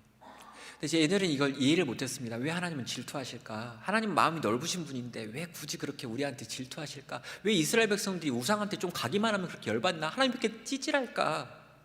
안 그래요 여러분? 하나님 좀 쿨하면 어때? 쿨하면 여러분 이렇게 너 가고 가 이게 멋지냐는 거예요. 이렇게 부산 쪽은 상남자가 많다는데 여기 있는 남자분 그러나요? 내 아내가 저 남자 가고 싶다 그러면 가 뭐 상남자. 자 어떤 여자가요 남편을 향해서 이렇게 말한다고 생각해 보세요. 이 여자는 굉장히 아름다운 자매고요, 굉장히 뭐 돈도 많고요, 능력도 있고요, 굉장히 뭐 완전 세련된 사람이에요. 완전 이 여자 진짜 최고예요. 근데 엄청난 여자거든요. 엄청난 여자가 결혼을 했는데 남편이랑 같이 있는 거예요. 이 남편이랑 같이 있는데 이 여자가 이런 이야기를 한다고 봐요. 나는 당신을 99% 사랑하지만 이웃집 아저씨를 1% 정도 사랑해. 아니 난 당신을 99% 사랑한다고. 99% 완전 당신을 사랑하지만 1%는 옆집 저 아저씨 괜찮지? 그래서 365일 중에 3일만 저 남자랑 같이 있을게. 여러분 요 이야기 듣고 동의하실 분? 뭐 99% 날 좋아한다는데 안 되잖아요. 안 되는 거 맞죠? 요즘 좀 개방적이고 괜찮나요? 부산은 좀 개방적인 동네여가지고 그 정도는 뭐 허용할 수 있다 이런 거예요? 3일은? 저는요 허용 못해요. 이게 질투하신 하나님입니다. 하나님은 100%를 원하지 99%를 원하는 분이 아니거든요. 그분은 질투하시는 하나님이에요. 나를 가장 사랑하기를 원할 뿐만 아니라 나만 사랑하기를 원하시는 거죠. 사랑하는 여러분, 이 하나님께서 오늘도 여러분의 온전한 사랑을 원하시기에 우리의 삶 가운데 있는 이방 신상들, 하나님보다 더 앞서 있는 그것들을 하나님께 내어드리시길 바랍니다. 그리고 여러분 솔직히 말해서 그거 내어드린다고 해서 하나님 가져가는 것도 아니잖아요. 죄송합니다. 가져가는 경우가 좀 있긴 하네요. 제가 제 인생 살아보니까 저 이제 약간 이제 50에 약간 덜한데요. 이제 한 이렇게 반 정도 살아보니까 알게 된 게 하나님께 뭐 드린다고 했던 것도 그럼 가져가는 게 거의 없더라고요. 하나님께 내 인생 주님께 드림 안 가져가시고요. 뭐 내 이성 교제 주님께 드립니다 그랬더니 빨리 결혼하게 하시고요. 막 이렇게 내 돈 드리면 돈 다 채워 주셨어요. 그러니까 참 드려도 안 가져가요, 제발. 그러니까 드린다고 말하는 것도 들었다고 말했는데 막 그럴까. 거의 여러분 것 중에 하나님이 가져갈 만큼 좋은 거 별로 없기 때문에 거의 안 가져갈 겁니다. 예, 그런데 일단 드리기라고 하라고요. 두 번째로 야곱이 하고 있는 명령은요, 자신을 정결케 하라라고 하는 명령입니다. 여기 나온 이 정결이라고 하는 용어는요, 몸뿐 아니라 마음 또 도덕적 영역에서의 깨끗함을 요구하는 표현이에요. 야곱은 지금 하나님의 백성들이 얼마나 더러워졌는지를 보면서요, 이걸 보면서 탄식하는 거예요. 하나님의 백성들 원래 깨끗해야 되는데, 순결해야 되는데, 정말 세상 사람들이 보이기에도 완벽해야 되는데 이렇게나 더러워졌다니 라고 하는 생각을 한 거죠. 그래가지고요, 지금 몸을 정결케 하라, 너희 마음을 정결케 하라, 너희의 생각을 새롭게 하라, 너희 안에 있는 들어와 있는 그 오물들을 좀 벗어내라 라고 명령하고 있는 겁니다. 자, 여러분, 우리는요 하나님을 예배하기 위해서 지금 이렇게 모였어요. 그렇죠? 우리가 지금 이 월요일 저녁이지만 이렇게 모인 이유는 하나님을 예배하려고 모인 겁니다. 그리고 그렇게 모였기 때문에 여러분의 마음 가운데 여기 와가지고 내가 하나님을 만날 거야 라는 생각도 하셨죠? 진짜로요? 우리 목사님이 가라고 해서 오신 분, 안 가면 안 된다고 해서 오신 분, 혹시 사진 찍혀가지고 누구누구 안 왔는지 체크될까 봐 오신 분, 부장 선생님이 너무 무서워서 오신 분, 아니면 유교 끝난 다음에 맛있는 거 사준다고 해가지고 오신 분, 기타 등등 여러 가지 이유로 여기 오실 수 있어요. 근데 여러분, 정말 여러분이 하나님을 예배하기 위하여 왔다라고 하는 마음이 있다면 여러분 올 때부터 우리의 마음은 다를 겁니다. 왜요? 하나님은 우리의 중심을 보시는 분이잖아요. 근데 여러분, 우리가 매주 하나님께 예배하러 나아간다고 하잖아요. 근데 우리가 주일날 대예배를 통해서 하나님을 만난다라고 생각하시는 분이 과연 얼마나 될까요? 여러분은 어떠세요? 우리 아이들과 함께하는 우리 부서 예배에서 정말 우리 아이들을 우리 하나님께서 만나 주실 거야 라고 하는 생각을 가지고 우리 부서 예배를 시작하는 분은 과연 얼마나 될까요? 정말 하나님을 만난다고 생각하면요, 정말 하나님이 거기 계신다고 생각하면요, 하나님이 거기서 우리를 기다리신다라고 생각하면요, 우리가 이 예배를 대하는 태도도 다를 것이고 준비도 다를 것입니다. 베델로 올라가면 거기 하나님이 계시거든요. 베델로 올라가면 거기 거룩하신 하나님이 있습니다. 근데요, 지금 내 자식들의 상태가 너무 더러운 거예요. 그래서 야곱이 하는 말이 뭐냐면 너희 더러운 거 다 씻어야 된다고 말하는 거죠. 그 거룩하신 하나님을 만나러 가는데 이 더러운 거 다 가지고 어떻게 가겠니? 씻어라 라고 말하는 거예요. 진짜 하나님을 만날 것을 알기 때문에 우리는 우리의 생각 속에 들어와 있는, 우리의 마음 가운데 들어있는 더러운 것들을 씻기 위하여 애쓰고 노력한 채로 하나님께 나오더라는 거죠. 사랑하는 여러분, 하나님을 예배하러 나아가기 전에, 주일을 시작하기 전에 우리 아이들을 만나러 가는 그 자리에서 정말 하나님, 내 마음 가운데 있는 더러운 거, 주님, 일주일을 살 동안 이렇게 더러워져 있는 내 영역들, 주님, 내 머릿속에 있는 오물들, 내 마음 가운데 있는 악한 생각들, 이거 좀 지워주세요. 하나님, 좀 깨끗해지게 해주세요. 정말 하나님 보시기에 부끄럽지 않고, 내 자식들에게 보기에 부끄럽지 않고, 내가 만나게 될 내 아이들에게 부끄럽지 않은 거룩함, 깨끗함을 내게 허락해달라고 우리 구해야 되는 거 아닐까요? 사랑하는 교사 여러분, 교사가 정말 그렇게 깨끗하면요, 교사를 보는 우리 아이들이 와, 우리 선생님은 세상에 있는 다른 어른들과 너무 다르다 느끼지 않을까요? 마지막 세 번째로요, 야곱은 의복을 바꾸라 라고 명령하고 있습니다. 여러분, 고대 사회의 의복은요, 그의 신분을 나타내는 것이기도 했어요. 또 사회적 계급을 의미하는 것이기도 했죠. 가정 안에서 그의 지위를 나타내는 것이 또 의복이기도 했습니다. 그러나 여러분, 이 야곱의 집안에 지금 들려지고 있는 의복을 바꾸라라고 하는 명령은 뭐냐면요, 하나님을 만나기 전에 갖춰야 될 삶의 변화를 가지고 나오라라고 하는 명령으로 이해하시면 좋겠습니다. 새로운 신분에 맞는 새로운 삶의 태도로 하나님 앞에 나오라는 거죠. 여러분, 몇 가지 해석들이 많이 있어요. 여기에 나와 있는 이 의복이라고 하는 표현이 그리스도로 옷 입는 것을 의미한다라고 설명하는 분들도 있고요. 또 정말 여기 나와 있는 의복이 이방 사람들이 가지고 있었던 그 아름다움의 기준과 다른 기준으로 살아가야 한다라고 하는 걸 의미한다라고 하는 학자들도 있습니다. 그런데 저는요, 이 창세기 문맥 안에서 이 옷을 바꾼다라고 하는 것이 가장 눈에 드러나는 모습의 변화를 의미한다라고 하는 문자적인 변화를 택합니다. 왜냐고요? 우리가 마음이 깨끗해졌다는 걸 어떻게 증명합니까? 여러분, 내가 지금 우상신상을 버렸다라고 하는 걸 어떻게 증명할까요? 그건요, 우리의 행동의 변화라고 하는 것으로만 증명할 수 있습니다. 저는요, 그 보이지 않는 사랑 이런 거 있잖아요. 그거 안 믿어요. 옛날에 신승훈이라고 하는 가수가 있었습니다. 제가 이제 중학교 때요. 그때 신승훈이라고 하는 가수가 이 이슈리베디시라고 하는 독일어로 시작되어지는 아름다운 노래를 부른 적이 있어요. 보이지 않게 사랑할 거야, 너무 슬퍼, 눈물 보이지 마, 뭐 이런 거요. 이 노래 아시는 분들은 이제 연식이 좀 되신 분들인데, 아무튼 여러분, 그 노래가 18주 동안 베스트셀러 1위였어요. 이 18주 동안 가요 톱10 1등. 가요 톱10을 뭐 모르시지만 아무튼요, 여러분, 그 엄청난 노래인데요, 거기에 보이지 않게 사랑할 거야 라고 하는 말은 정확하게 거짓말입니다. 보이지 않는 사랑이 어디 있어요? 사랑은 무조건 보여요. 우리의 마음 가운데 뭐가 있건 간에요, 이 뭔가는 보이는 겁니다. 내가 이 아이를 사랑하면요, 이 아이에게 돈을 써요, 시간을 써요, 관심을 가져요, 기도해요. 이 아이를 사랑하지 않으면요, 기도하지 않아요, 관심이 없어요, 찾아가지 않아요, 함께 먹을 거 안 사 먹어요, 걔가 뭘 좋아할지 생각하지 않아요. 우리가 이 아이를 사랑하거나 사랑하지 않거나는 우리가 이 아이에게 얼마의 시간을 쓰느냐라고 하는 것으로 명확하게 눈에 보이는 것으로 계산하는 거예요. 저희는 이제 나눔교회라고 하는 교회 이야기하면요, 우리 교회에 이제 주일학교가 있어요. 우리 교회 청년부도 있고요, 청소년부도 있고요, 영유치부도 막 있어요. 제가 나눔교회 부임했을 때요, 우리 교회는 굉장히 어려운 교회였습니다. 빚이 너무 많아가지고요, 이 빚 때문에 교회가 차압에 들어가 있는 상태였어요. 너무 이제 심각한 상태여가지고 교회 어른들이 이제 자기 노후들을 끌어모아가지고요, 한 1억 5천 정도를 만들어가지고 급하게 이제 빚의 일부를 갚으면서 이 딱지를 떼놓은 상태. 근데 교회가 어려워지면요, 성도들이 헌금을 안 해요. 어떻게 한 거냐면 그분들이 교회 돈을 빌려줬어요. 교회가 조만간 문 닫을 수도 있으니까, 그렇게 되면 이제 자기가 한 것들을 다 못 돌려받을 수 있으니까 교회 차용증을 교회가 쓰고 그분들에게 돈을 이렇게 빌려가지고 빚을 약간 갚아놓고 이제 이자를 어떻게 묶어놓고 그런 상태에서 담임 목사 청빙을 한 거죠. 그러니까 어떤 일이 벌어질까요? 담임 목사가 아무도 안 와요.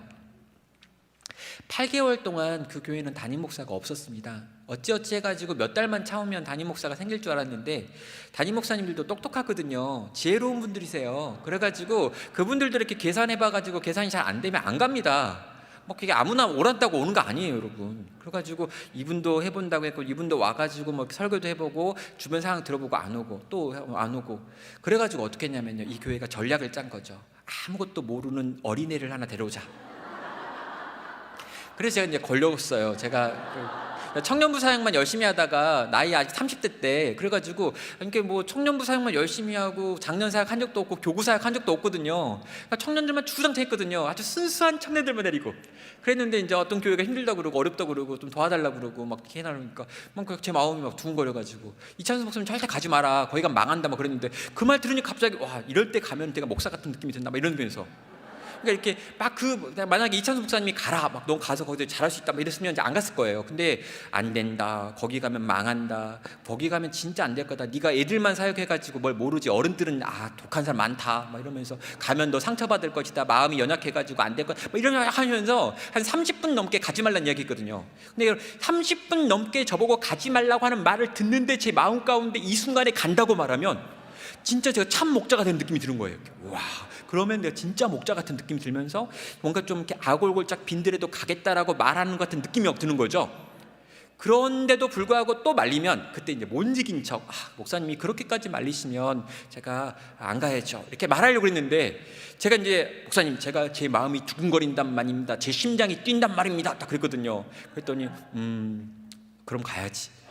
그래서 온 거예요. 제가 완전 실수였습니다. 완전 잘못된 선택이었어요. 완전 그 선택하고 나면 얼마나 제가 막 이렇게 어려웠는지 힘들었는지, 막 가가지고 급여가 안 나오고 막 사례비를 못 받아가지고 아내한테 갔는데 아내가 막 저 때려보고 왜 거기다가 이렇게 가가지고 이 개고생을 하냐 막 그러고, 막 애들 막 상태 안 좋아지고 막 집도 막 이상해지고 막 아무튼.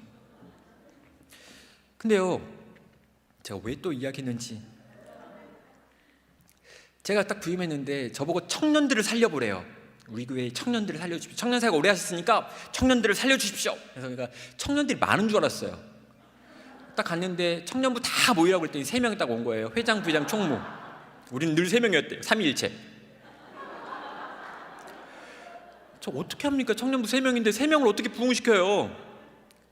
그리고 막 이렇게 했는데 영화부 3명 있고 막 뭐 다 없어요. 그리고 교회 막 싸워가지고 깨지고 15분 거리에 새로 교회 세워가지고 부목사님이 세운 새로운 교회가 있고 거기서 믿음 막 다 데려가고 있고 막 교회가 막 그렇고. 여러분, 제가 9년이 지났잖아요. 여러분, 저희 청년부 지금 80명이에요. 저희 주일학교가 지금 다 합치니까 한 120명 지난주에 출석이더라고요. 영화부, 유치부 있는데 영화부 30명, 유치부 한 지금 20명 정도 이렇게 모여 있어요. 코로나 3년 동안에요 28명 애들이 태어났어요. 예. 박수를 쳐가지고 제가 까먹었는데.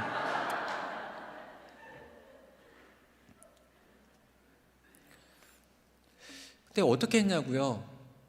예, 우리 아이들을 사랑하기로 했어요. 제가 부임을 해가지고 8개월 정도 지나니까요, 제 위임에 대한 이야기가 나오더라고요. 그래서 1년 정도 됐을 때 이제 제 위임식을 하겠다라고 이야기하면서 교회 중직들이 다 모였습니다. 교회 중직들이 다 모여가지고요, 저와 이제 이야기를 해야 되는데, 제가 그 중직들한테 이렇게 이야기했어요. 여러분, 제가 그냥 8개월 정도 교회에 있어 보니까 몇 가지 교회에 대한 생각들을 갖게 됐습니다.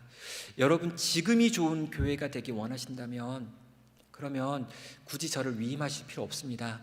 이제 맡겨주신 시간만큼 열심히 하고요, 지금 여러분이 가장 행복할 수 있는 그런 교회를 위해서 애쓰도록 하겠습니다. 근데 여러분, 제가 만약에 이렇게 말씀드리는 게 되게 미안하지만 10년 후가 더 나은 교회가 되기 원하신다면 그럼 저를 위임시켜 주십시오. 그리고 위임받은 목사로서 정말 최선을 다해 10년 후가 더 나은 교회가 되든 정책들을 세우고 그런 방향으로 끌고 가겠습니다. 권사님, 장로님, 안수집사님, 정말 지금이 더 편한 교회, 여러분이 행복한 교회 되기 원하신다면 굳이 저를 위임하지 마십시오. 근데 만약에 여러분이 힘들고 어렵더라도 10년 후가 더 나은 교회가 되기 원하신다면 저를 위임해 주십시오. 선택하십시오. 그때 만장일출이요, 거기 계셨던 그 얼마 안 되는 28분인가 되셨던 그분들이요, 전부 다 우리는 10년 후가 더 나은 교회 되기 원한다라고 말씀하셨어요. 그 결과가 뭐냐고요? 10년이 다 지나가고 지금 9년이 지나갔습니다. 그때보다 지금이 훨씬 더 행복하고요, 풍성하고요, 아름답고요, 즐겁습니다. 우리 교회에 가장 많은 인원은요 지금 40대예요. 그리고요 두 번째로 많은 인원이 30대입니다. 그리고 50대가 그 다음이에요. 그리고 여러분, 70대 이상을 세봤더니요 18분밖에 안 계세요. 우리 교회 애들이 바글바글 해가지고요 주의가 있습니다. 애들을 밟지 마세요. 좁은 통로를 지나다니는데 애들이 막 다니기 때문에 절대로 애들을 밟아서는 안 돼요. 조심조심 다녀야 합니다. 애들이 어디서 튀어나올지 몰라요. 저희 교회는요 애들이 너무 많아가지고요, 이게 계단이 이렇게 있는데 계단과 계단 사이에 다 이렇게 와이어를 다 쳤어요. 애들이 그 계단과 계단 사이에 있는 이 좁은 거 있잖아요, 요거로 막 들어가더라고요. 밑으로 떨어지려고. 그래서 여기 다 와이어 다 쳐가지고 못 들어가게. 교회가 엉망진창입니다. 근데요 10년 후가 더 좋은 교회 되기를 어른들이 선택하고요, 어른들이 가질 수 있는 편안함, 자유함, 돈, 재정 이런 거 다 내려놓고요 10년 후에 우리 교회 중심이 될 사람들에게 쏟아 부었어요. 사랑은요 눈에 보이는 거예요. 사랑은요, 사랑한다고 말했으면 돈을 써야 되는 거예요. 사랑한다고 말했으면 시간을 써야 되는 거고요, 제일 좋은 공간들을 걔네들한테 내줘야 되는 거예요. 그럼 담임 목사 목양실이라고 하는 거 저 있어요. 근데요, 거기서요 제가 주일날 앉아 있을 수가 없어요. 왜냐하면 조금 있으면 청소년부가 거기 소그룹 한다고 올라와요. 조금 있으면요 청년부가 거기서 모임하고 있고요, 제 방 위에서 청년부들 자고 있어요. 그래가지고 쟤들 이렇게 깨워가지고 얘들아 청소는 해야지 뭐 이런 이야기 해요. 근데 안 해요. 아무튼 그래요. 이제 얼마 전에는 이제 장로님들이 이건 너무 심합니다. 그래서 목사님이 오후 시간에는 좀 못 들어가도록 하겠습니다. 그래가지고 컨테이너를 밖에다 세워가지고 모임공을 만들어가지고 걔네들을 내보냈어요. 그래서 드디어 제가 7년 만에 주일날 오후에 제 공간이 생겼어요. 너무 기뻐요. 아무튼 여러분, 여러분의 교회도요 사랑하면 보여야 합니다. 여러분, 옷을 바꾸라라고 하는 말이 그 말이에요. 행동을 바꾸라는 거예요. 움직이라는 거예요. 돈을 쓰라는 거예요. 물질로 여러분의 변화된 마음을 표현하라는 거예요. 교회가 정책을 세워야 된다는 거예요. 앞에다 표로 뭐 다음 세대를 위한 교회 이렇게 쓰지 말고 그 표 만들어가지고 거기 붙일 돈으로 애들한테 쓰라는 말이에요. 또 여러분, 이렇게 말했는데 교회 가가지고 거기 갔더니 이상한 말 많이 듣고 왔구나 그래가지고 뭐 어차피 부산로에 2번이나 왔기 때문에 다시 올 일 없으니까 일단 이야기해요. 아무튼 여러분, 야곱은요 하나님이 깨어나라고 했을 때 깨어난 거예요. 깨어나고 보니까 이방 신상을 버려야겠구나, 정결하게 해야 되겠구나, 우리 의복, 우리 행동을 바꿔야겠구나 라고 하는 걸 깨달은 거죠. 그리고 정리하고 요약하면요 회개하라는 말이에요. 우리가 회개해야 되는구나, 우리가 지금 돌이켜야 되는구나, 우리가 우상들을 버리고 더러운 생각들을 버리고 더러운 행동들을 버리고 주님을 향해 달려가야겠구나 라고 결단했고요, 그의 결단을 가지고 그의 후손들에게 말했고 그걸 들었던 모든 이들이 깨어나가지고 이제 움직이기 시작한 것입니다. 어디로 갑니까? 바로 베델로 올라가는 거죠. 사랑하는 성도 여러분, 이제 우리가 말씀을 마무리할 때가 되었는데요, 여러분, 이 이야기 들으면서 여러분 어떠셨습니까? 어떤 생각이 드나요? 우린 설교의 서두에서요 에즈베리 대학에서 일어났던 부흥 사건을 살펴봤습니다. 검증의 과정이 필요하고요, 그 부흥의 결과가 뭘로 나타날지 우린 궁금해요. 근데 여러분, 저는요 이 사건에 대한 기사를 읽으면서 한 가지를 소망하게 됐습니다. 뭐냐고요? 주님, 이 부흥의 사건이, 이 에즈벌이라고 하는 대학에서 일어났던 이 청년들에게 나타난 한 사건이 주님, 제가 섬기는 우리 교회에도 나타나기 원해요. 우리가 드리는 예배 안에서 이 하나님의 임재를 경험하고 우리 청년들이 드리는 예배 안에서 이 하나님의 놀라운 찾아오심이 경험되고 우리 주일학교에서 드리는 이 예배 안에서 이 하나님께서 찾아와 역사하는 일들이 경험되기를 원합니다. 그래서 우리 성도들과 함께 이 제목을 가지고 기도하기 시작했어요.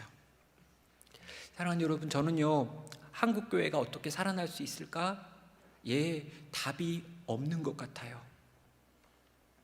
막 최근에 막 그 50주년 기념한다고 막 사람들이 막 이렇게 엄청난 이벤트를 하고요, 또 엄청난 건물을 지었다고 말하고요, 엄청난 우리 뭐 기념회관을 만들자고 이야기하고요, 엄청난 사람들이 모여가지고 엄청나게 많은 숫자로 뭔가 해보자라고 이야기하고요, 이런 찬양팀을 만들어보고 이런 이벤트를 만들어보자고 많은 사람들이 이야기하는데 저는요 그걸 통해서 과연 부흥할 수 있을까라는 생각이 들어요. 근데 저는 한 가지 믿어요.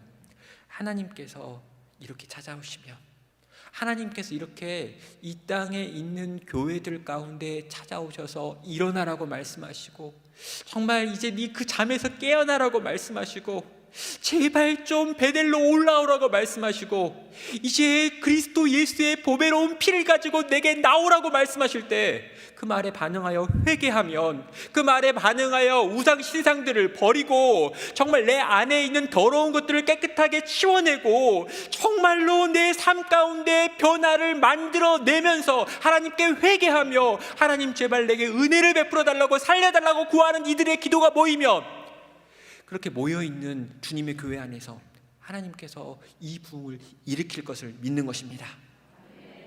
그리고요, 여기 계신 우리 귀한 부산노회 정말 영적인 정말 기초가 되시는 우리 선생님들, 이 선생님들이요 정말 한 마음으로 하나님께 정말 이 부흥을 주세요.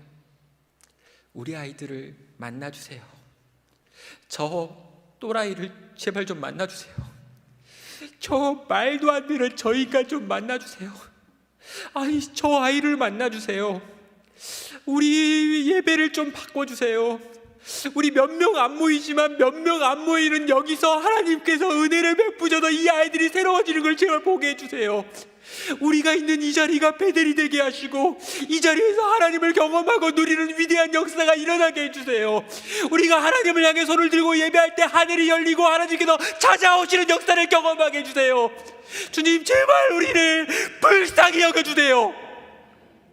우리가 그렇게 구할 때요, 우리가 그렇게 함께 구할 때요, 우리가 그렇게 울며 하나님께 구할 때요, 하나님께서 하늘을 여셔서 그 은혜로 찾아와 역사하실 것을 믿는 것입니다.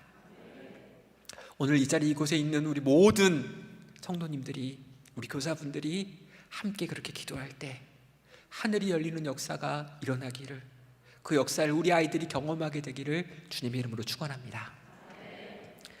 함께 같이 찬양하겠습니다. 하늘의 문을 여소서, 이곳을 주목하소서. 주를 향한 노래가 꺼지지 않으니 하늘을 열고 우리를 좀 봐주세요. 우리의 말도 안 되는 예배를 봐주세요. 우리 아이들 대부분이 졸고 있는 우리 부서 예배를 좀 봐주세요. 아무 생각 없이 앉아있다가 일어나 나가고 있는 저 아이들을 제발 좀 봐주세요. 아무런 소망 없이 그러나 와야 되기 때문에 와서 앉아있는 저 보조교사를 제발 좀 봐주세요.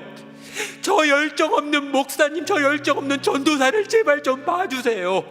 아무런 기대도 소망도 없이 그냥 연차가 쌓여가고 있는 나라고 하는 이 불쌍한 교사를 제발 봐주세요.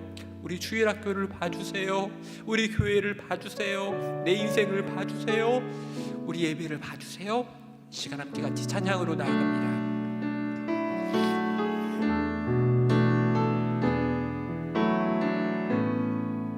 하늘의 문을 여소서, 이곳을 주목하소서. 주를 향한 노래가 꺼지지 않으니 하늘을 열고 보소서. 이곳에 임재하소서.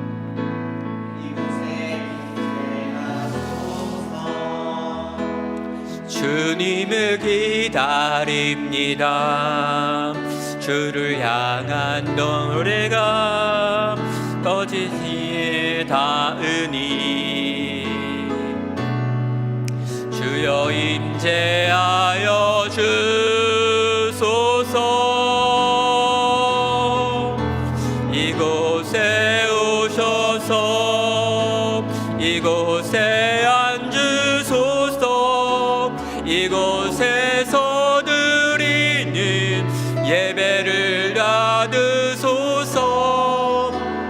주님의 이름이, 주님의 이름만이, 오직 주의 이름만 이곳에 있음. 이곳에 오셔서 이곳에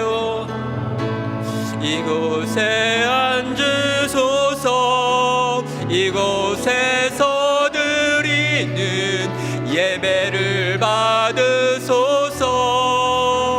주님의 이름이, 주님의 이름만이, 오직 주의 이름만 이곳에 있습니다. 시간 함께 합심하여 기도로 주 앞에 나아가겠습니다. 주님, 하늘의 문을 열어주십시오. 정말 하나님께서 우리 가운데 임하여 주시고, 먼저 내게 임하여 주시고, 주님 우리 교육부서 안에 임하여 주시고, 우리 사랑하는 아이들 가운데 임하여 주시옵소서. 무너지고 약하고 깨지고 부서지고 망가지고 소망 없고 절망하고 낙심하고 있는 이 땅의 교회 가운데 주님 은혜로 찾아와 주시옵소서. 생명의 역사를 일으켜 주시옵소서. 주여 부흥케 하여 주시옵소서. 주여 하나님 아버지, 생명 생명의 역사가 우리 공동체 가운데, 우리 부서 안에, 우리 교회 안에 임하고 역사하여 주시옵소서. 이 시간 정말 주님께서 우리 가운데 이 부흥의 역사를 일으켜달라고, 이 생명의 역사를 일으켜달라고, 이 일에 우리를 써달라고, 주님 은혜를 베풀어 달라고 함께 합심하여 기도로 주 앞에 나아가겠습니다. 함께 기도하겠습니다.